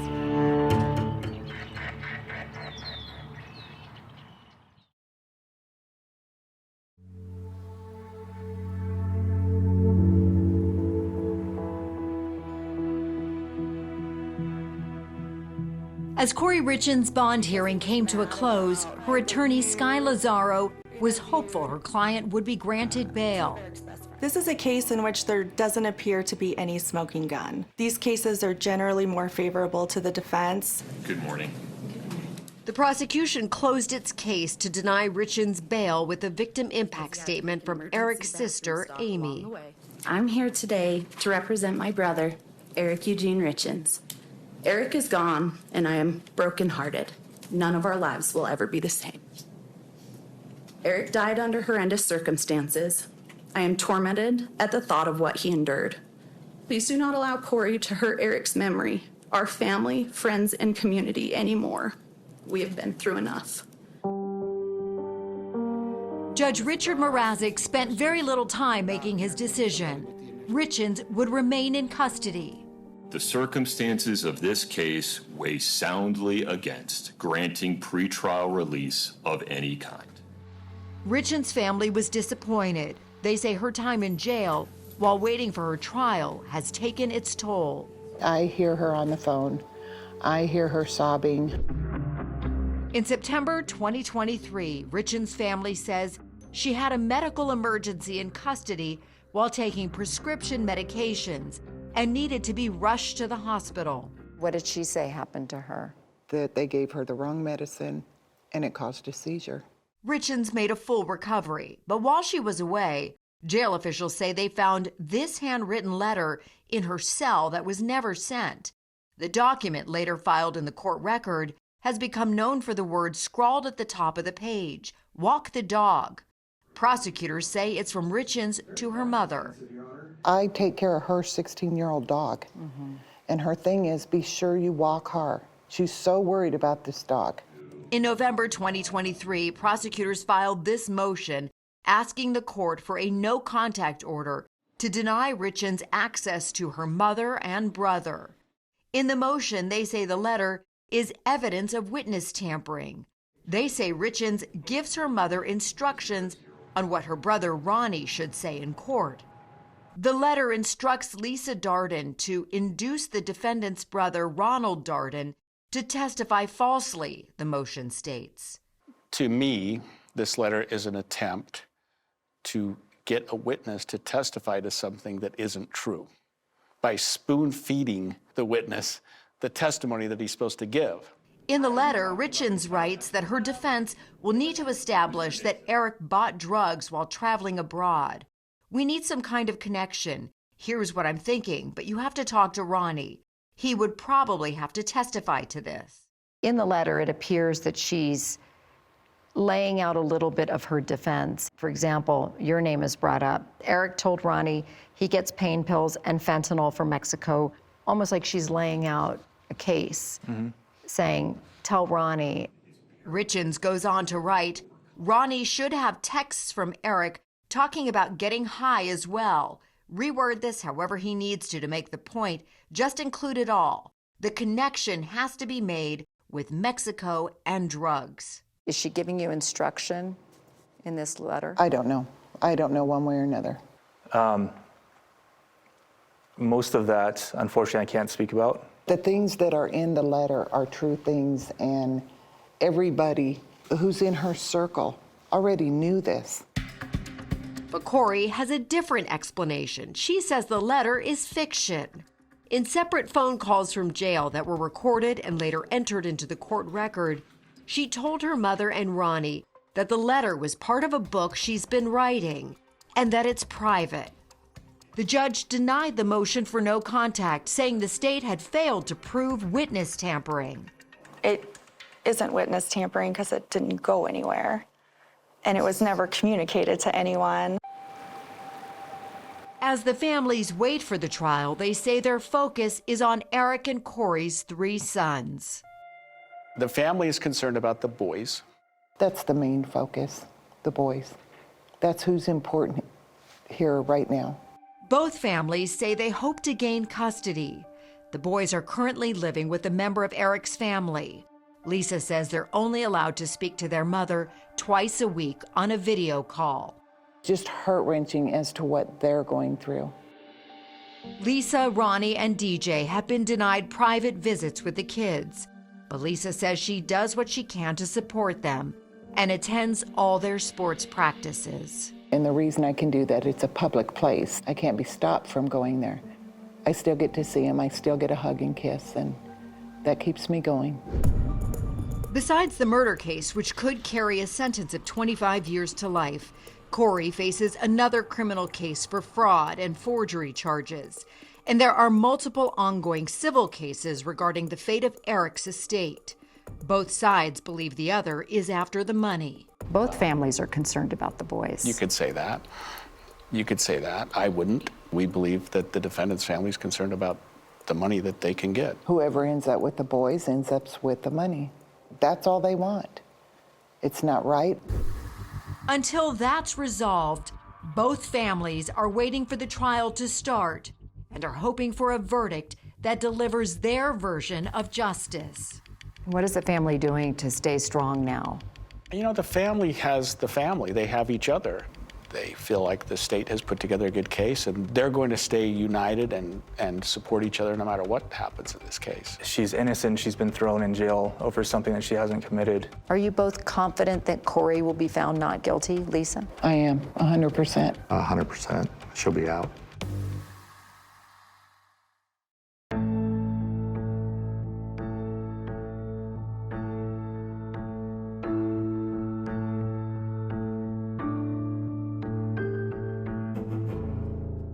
New CBS next. A young romance is cut short when a mysterious car wreck leaves a man dead. His car was way over there, and his body was way down here. There was footprints and tire tracks. She believes that this was no accident. There's so many things missing from the story. 48 Hours is all new. CBS next, and streaming on Paramount+.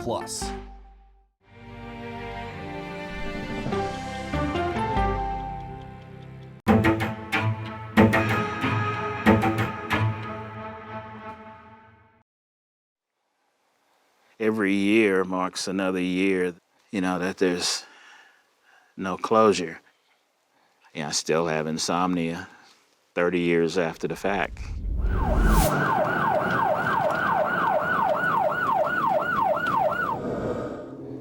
I wish I'd solved the crime for the families. We tried. This is the I Can't Believe It's Yogurt. I was a cop for 32 years at Austin PD.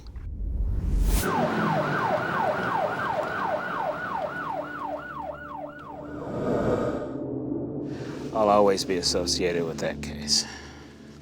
There's no getting away from that. I just hope one of these days we can put this thing to bed. Jonesy? Yeah. You hear about the call 2900 West Anderson? Yeah, I'm headed over there. The call occurred at 11:27 p.m. Homicide for? Did you get my en route there?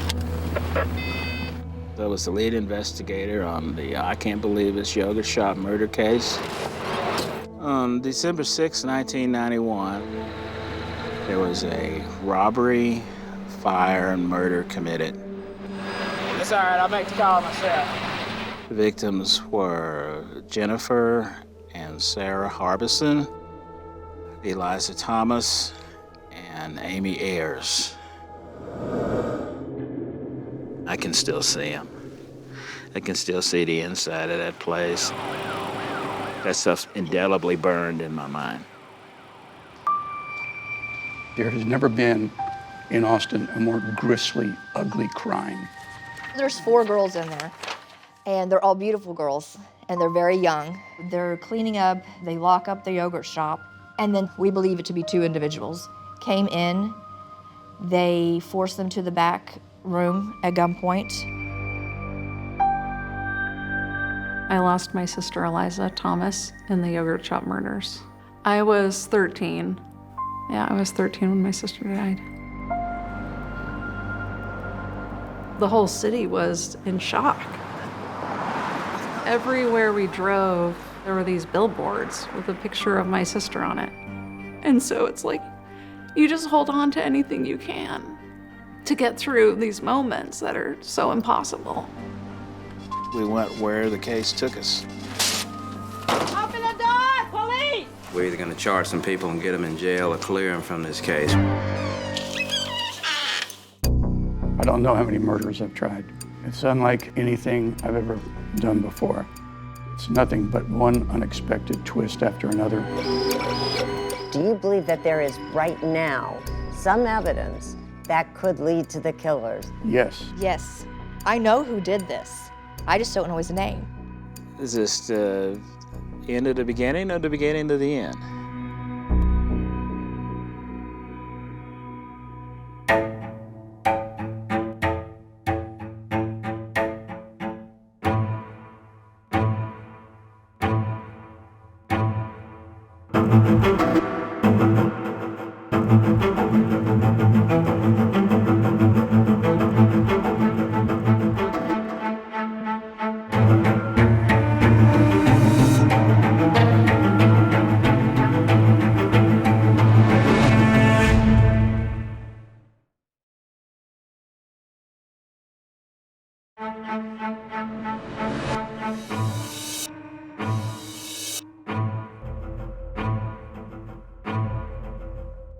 So what is all of this here? These are my notes. It's been more than 30 years since John Jones began the painstaking search for the killers of 4 teenage girls in an Austin yogurt shop. Oh, that's the big book. This one is really from day one. He has long since retired from the Austin Police Department and moved out of Texas. But copies of some of the case files moved with him. Hypnosis, polygraph, confessions. You know, I notice this sitting here. Yep. We will not forget. You haven't. Nope, can't. The images of December 6, 1991 remain all too vivid. I can definitely still see it. What do y'all got out there? I'm in route from Airport 35. It started with that call from dispatch. Okay, I'm copying the fire part you cut out on the first part of that, though. To go to a scene of a fire that would turn into something far worse. Apparently a robbery homicide is 3 fatalities. Last 10-4, we're en route.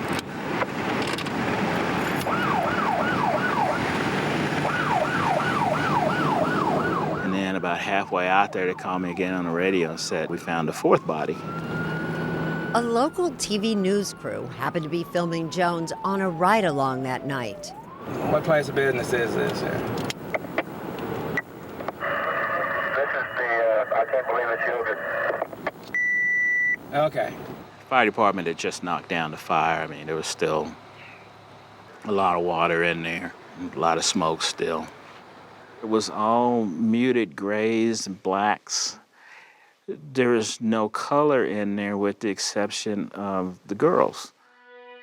The girls were quickly identified. Two had been working at the shop, closing up that night. Eliza Thomas and Jennifer Harbison were both 17 years old. Jennifer's 15-year-old sister, Sarah, and their friend, 13-year-old Amy Ayers, had met them there to head home.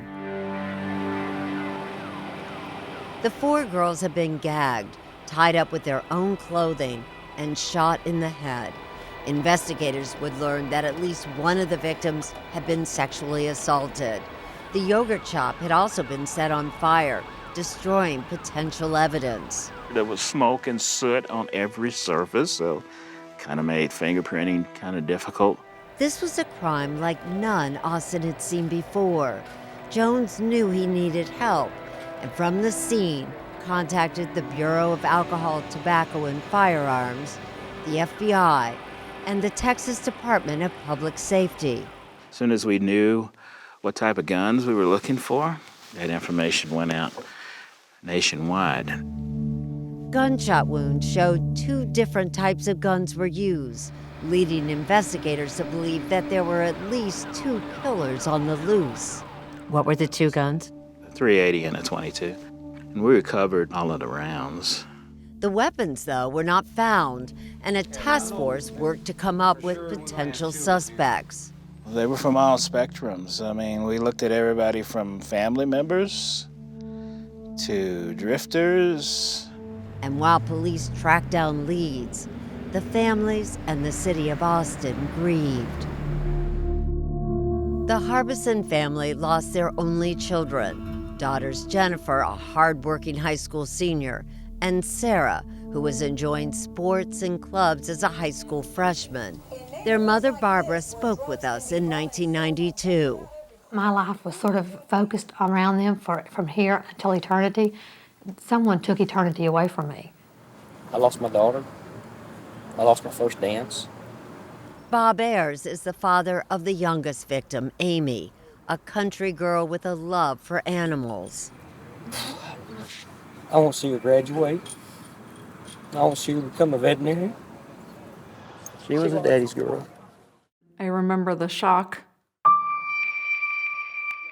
Sonora Thomas, 13 years old when her only sibling Eliza was murdered, had a hard time dealing with the loss of the sister she looked up to.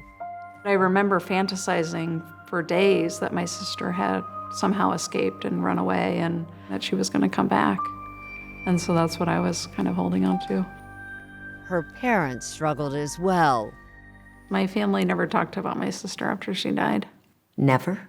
No. It's too painful. Sonora did as best she could, picking up some pieces of her sister's life. Eliza, an animal lover, had a pig she planned to enter in a livestock show. Just a few months after the murders, Sonora took over those duties. Third place, Sonora Thomas. While Sonora may have seemed to be coping, the reality, she says, was far different. You had to grow up quickly. Very quickly. I would say I fell apart under that pressure. We knew they were hurting because, we were hurting too. Here you go, open your little mouth. Jones, a parent himself, felt the family's grief. He promised to do all he could to help them. We told them what we could, and I assured them that we would keep them apprised as to everything that was happening, and we did. Jones also made a pledge to the families involving the shirt he wore on the night of the murders. I kind of made a promise to them. The next time they saw me with that green and white shirt on, that was a signal to them that, we knew who did it. And Jones seemed assured they would find the killers. We stayed in constant contact with the behavioral science unit at the FBI in Quantico. They said that I should, as the face of the investigation, project an air of confidence that would cause the bad guy to shiver in his boots. So look in the camera and be confident. And when we followed him working the case in 1992, he did just that. You know, let me just say this, whoever you are out there, you're gonna be mine one of these days. Where you at? Okay. I'm right here. But trying to figure that out was daunting. 342 people that have been listed as suspect. But we're looking at pages and pages of suspects here. One of those early suspects was a teenager named Maurice Pierce. He was arrested 8 days after the murders at a mall near the yogurt shop, carrying a .22 caliber gun, the type used in the murders. The .22s were unmatchable. So you can't say it wasn't his gun, No, but there was no way to to prove match that it. it was his gun.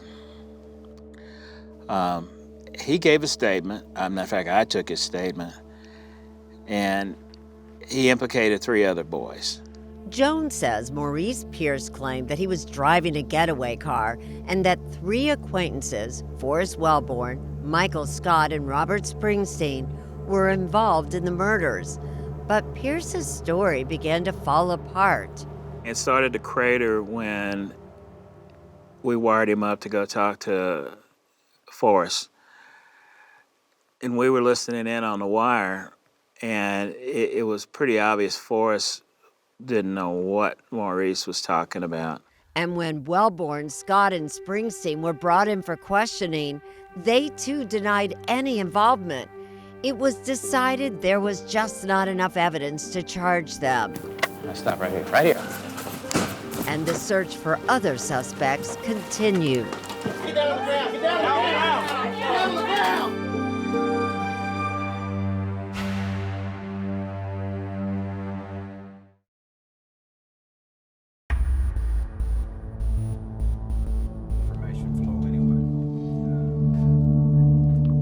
Two months after the yogurt shop murders, with no viable suspects, police were chasing leads, no matter where it took them. They're into vampires, the occult, graveyard rats.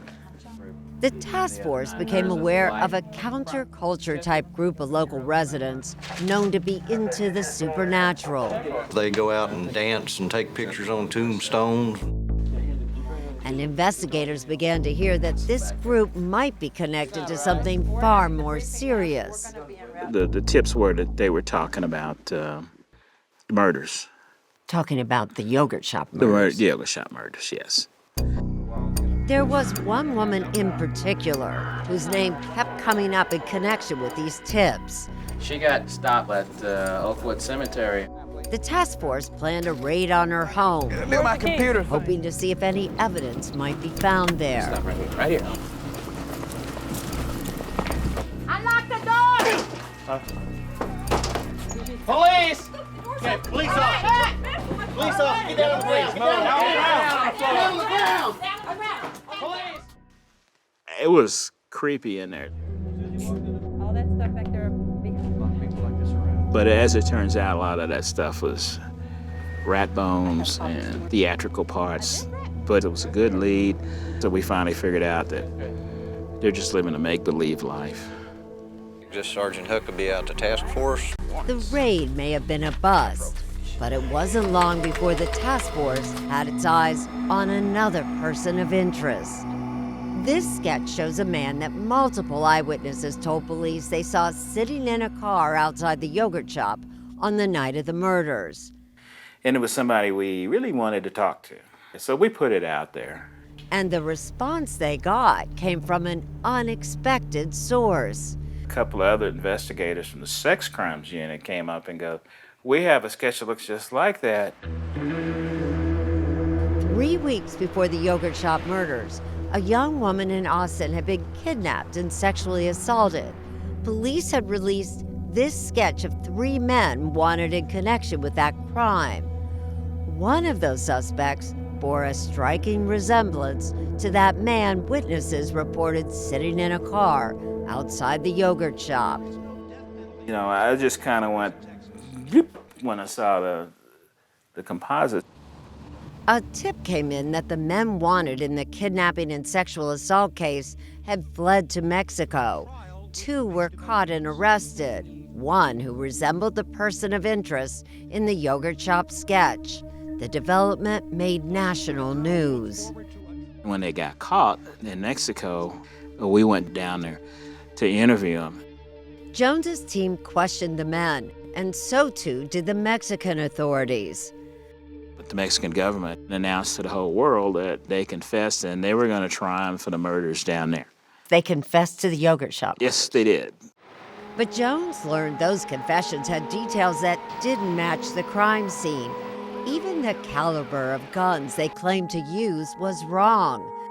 There was too many inconsistencies in the confession. So Jones's team re-interviewed the men, and he says this time they recanted just about everything. It made Jones and other investigators wonder if those confessions were coerced by the Mexican authorities. The once promising lead fell apart. It was depressing. Over the following years, there would be other confessions, ones that were willingly given. You know, we faced 6 confessions. 6 people who confessed. Yeah, written. That confessed to this crime. Yes, they did. And they didn't do it. Nope. In 1994, after nearly 3 years of leading the investigation, John Jones was moved out of the homicide division. He says it was a mutual decision. Austin police wanted fresh eyes working the case, and Jones felt it was time to move on. Other detectives took over, and as time passed, the victims' families were left wondering why no one had been arrested. Amy Ayer's mother, Pam, spoke to us in 1996. They're probably out there leading a life as normal as they've ever had. And ours is never going to be the same. That same year, Eliza Thomas's mom moved away from Austin, and the painful reminders. Running into people who were constantly asking how the case was going was very hard on me and especially my daughter, Sonora. Sonora's life had taken a downward spiral. In my high school years, things really deteriorated. Drugs, using alcohol, being hospitalized, going to a boarding school for, disturbed teenagers, things like that. The case seemed stalled until October 1999. Some breaking news. Austin police have arrested 4 men in connection with the yogurt shop murders of 1991. There were finally arrests, but would it answer the question on the billboard that had been haunting Austin for nearly a decade?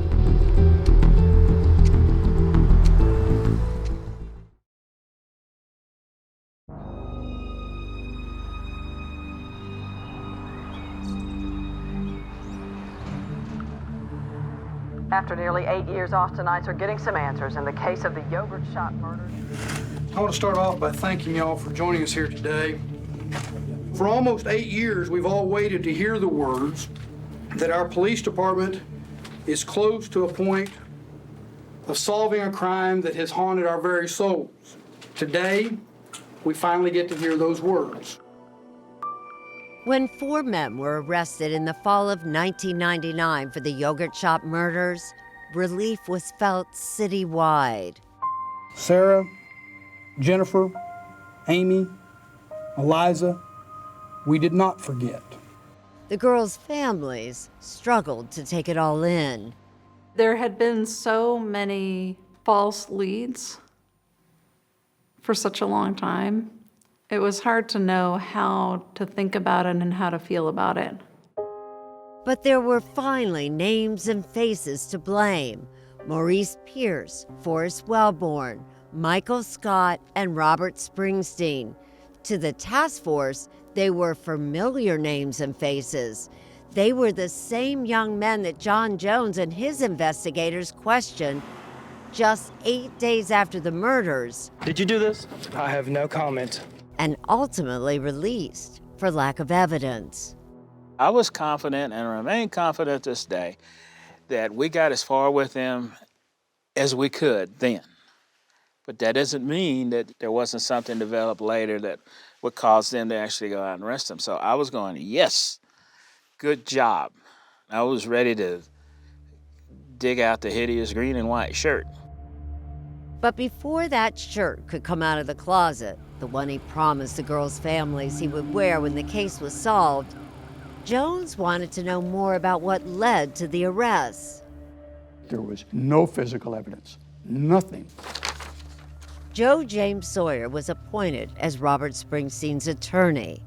What made them go back and charge these guys? Because the new officers, when they reopened the cold case, convinced themselves that we let them slip through our fingers. We had to have had the murderers in the beginning. In part, they decided that because they had nothing else.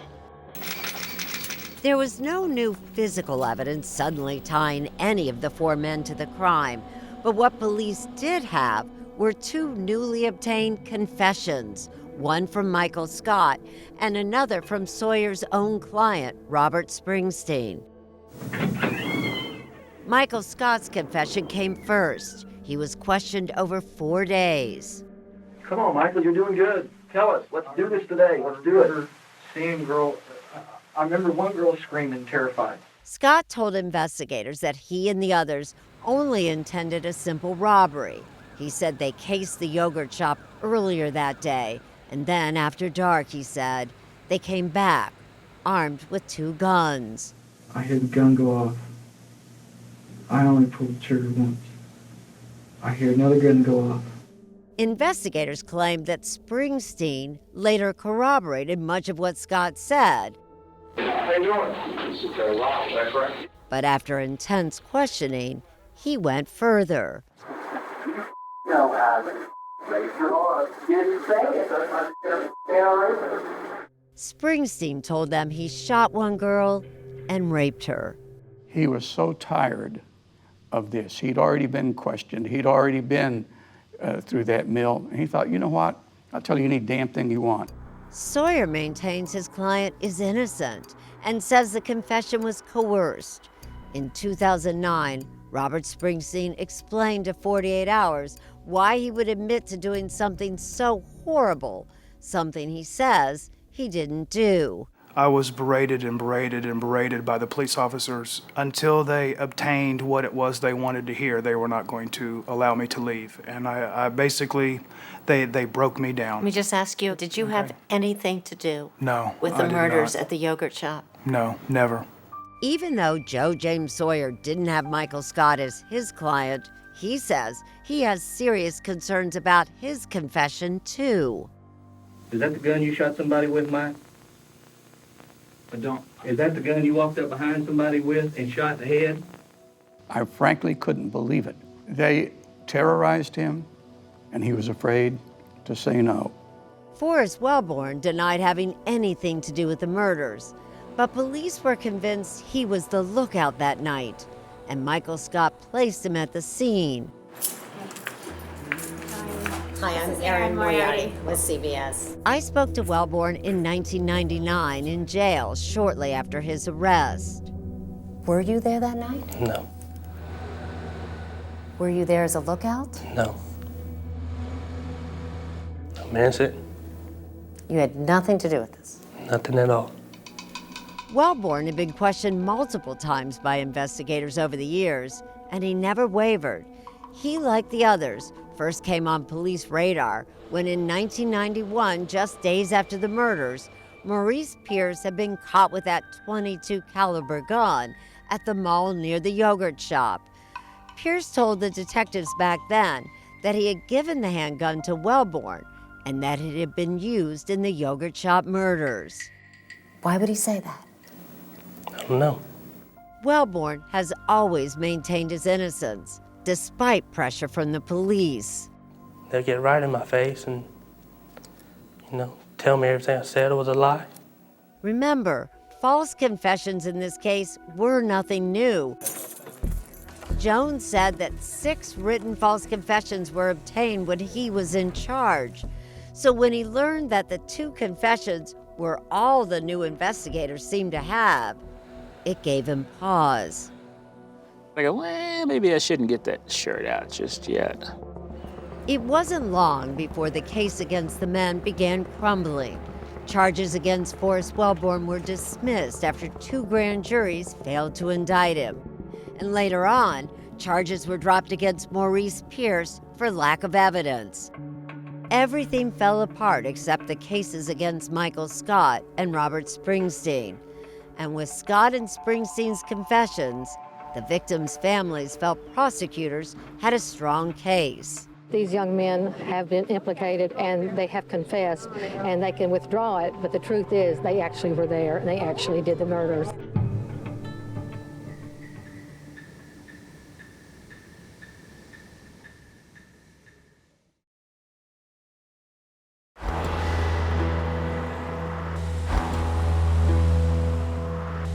In 2001, nearly 10 years after the murders of Eliza Thomas, Amy Ayers, and Sarah and Jennifer Harbison, the yogurt shop murder trials began.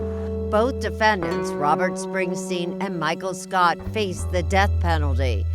The only thing that ever tied Robert or Mike Scott to that crime scene were their confessions. Confessions that both defendants said were coerced.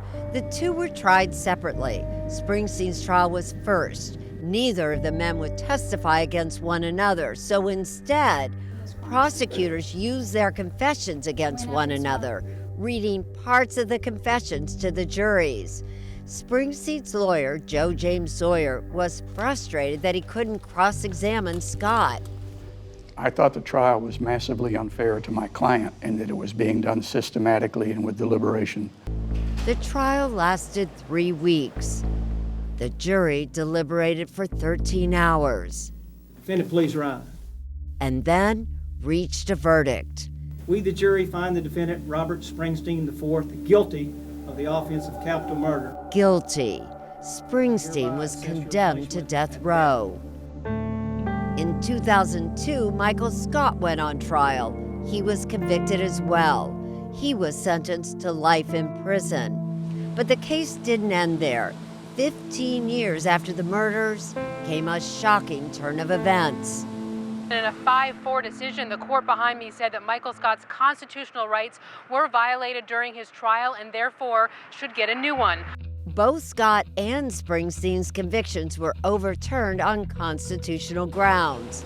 The Sixth Amendment gives defendants the right to confront accusers.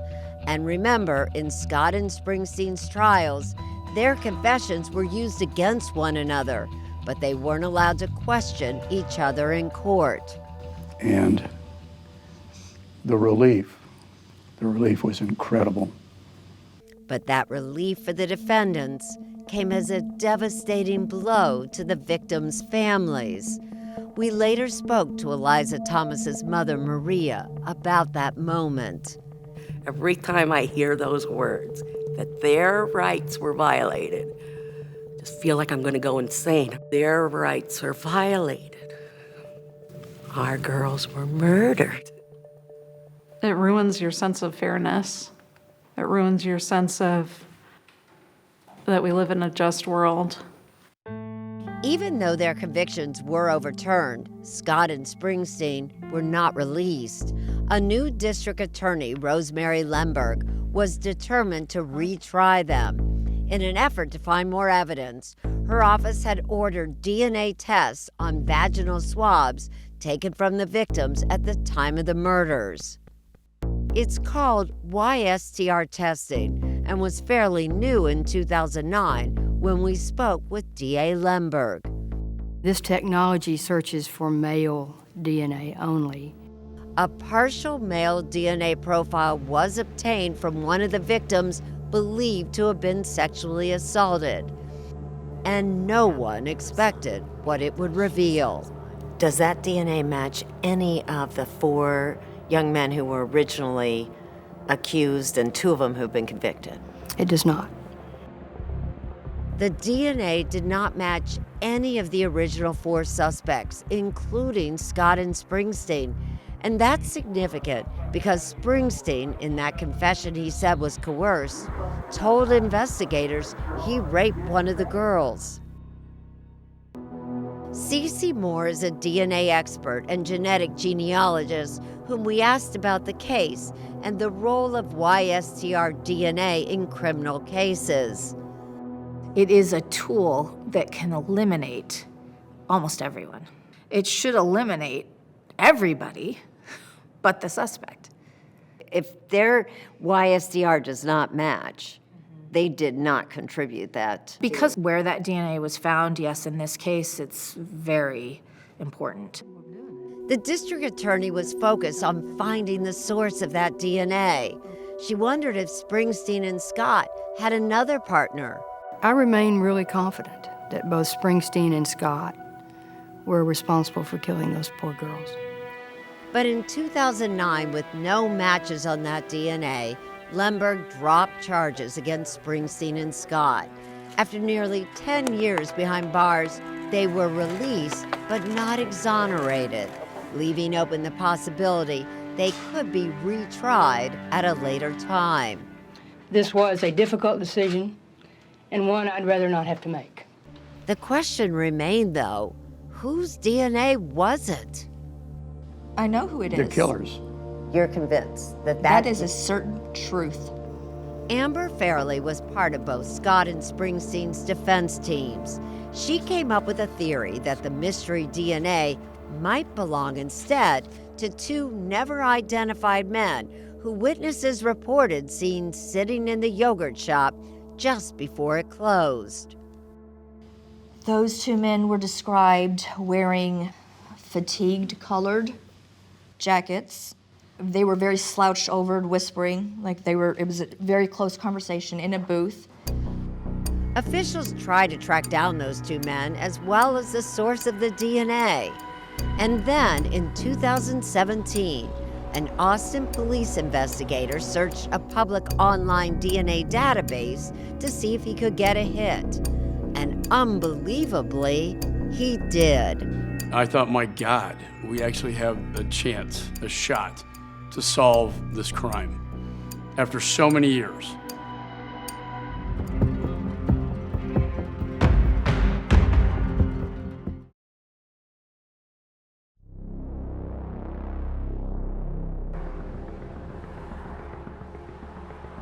I really thought this was it.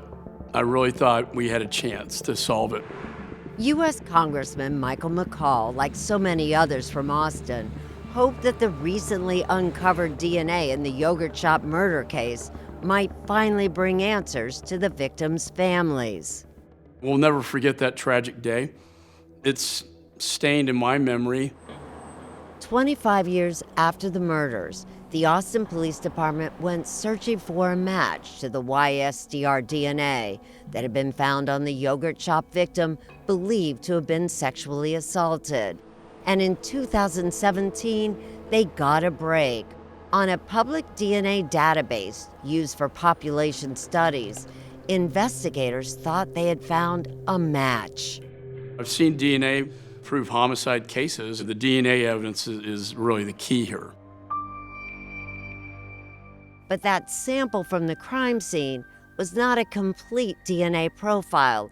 It was just YSTR, the male portion of DNA, and it was not a very detailed sample, having just 16 markers. 16 STRs is not a very powerful match. There could be millions of people with that same profile. So in genetic genealogy, we usually use 67 or 111 markers, or maybe even more. But isn't it a place to start? It is. It's not absolute, but if there's nothing else to work with, it is certainly something to look into. Still, it seemed to be the most promising lead in years. But there was a problem. The seemingly matching sample on the public database had been submitted anonymously by the FBI. That meant it came from a federally convicted offender, arrestee, or detainee, but had no name attached to it. When Austin authorities tried to get that name, the FBI would not provide it, citing privacy laws. There are some restrictions on privacy, so it gets into some very sort of, dicey issues. Frustrated, officials reached out to Congressman McCall for help. And so I pressed the FBI very hard Finally, in early 2020, the FBI agreed to work with the Austin Police Department to see if further testing could be done on that YSDR DNA from the crime scene.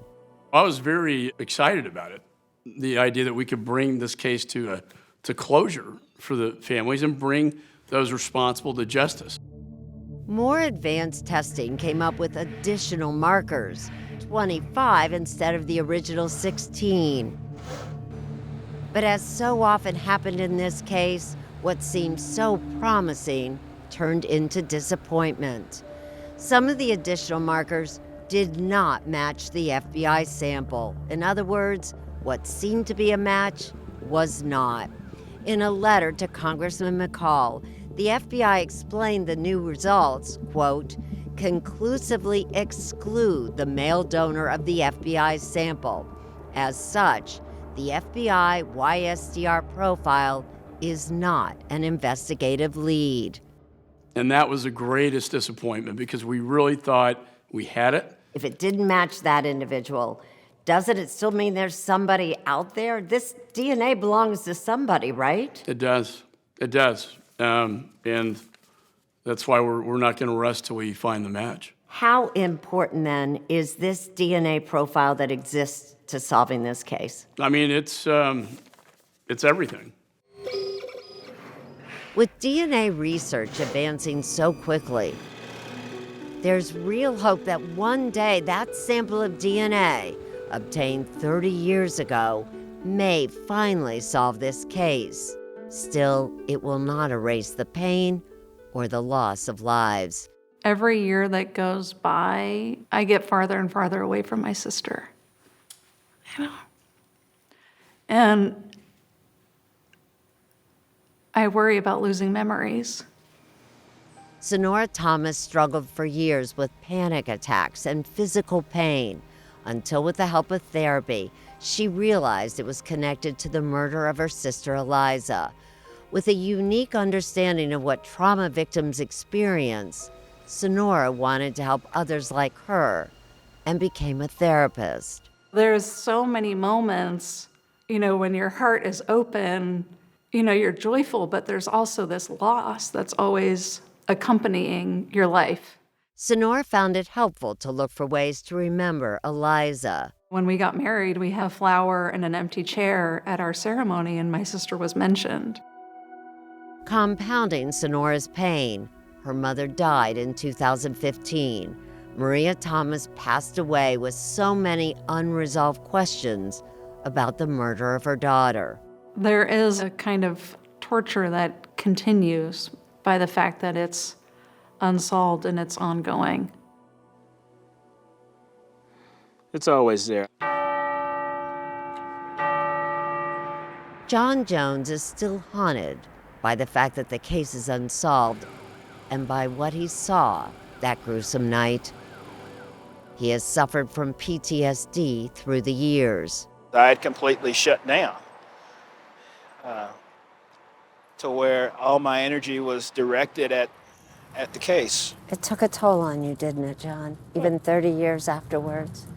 Well, yeah, it would on anybody, I think. Not as much as the families, you understand. I know. Whatever pain I'm having pales in comparison to what they're going through.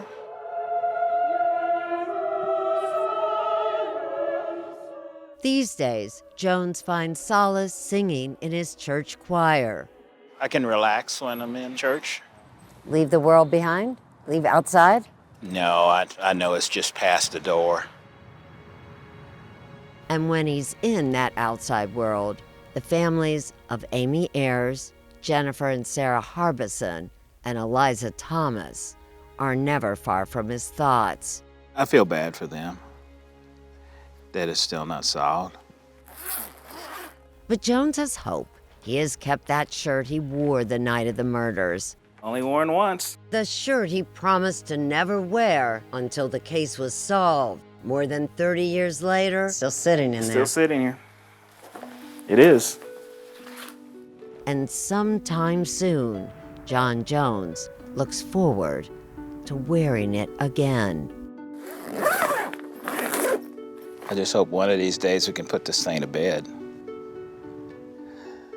for the family's sake.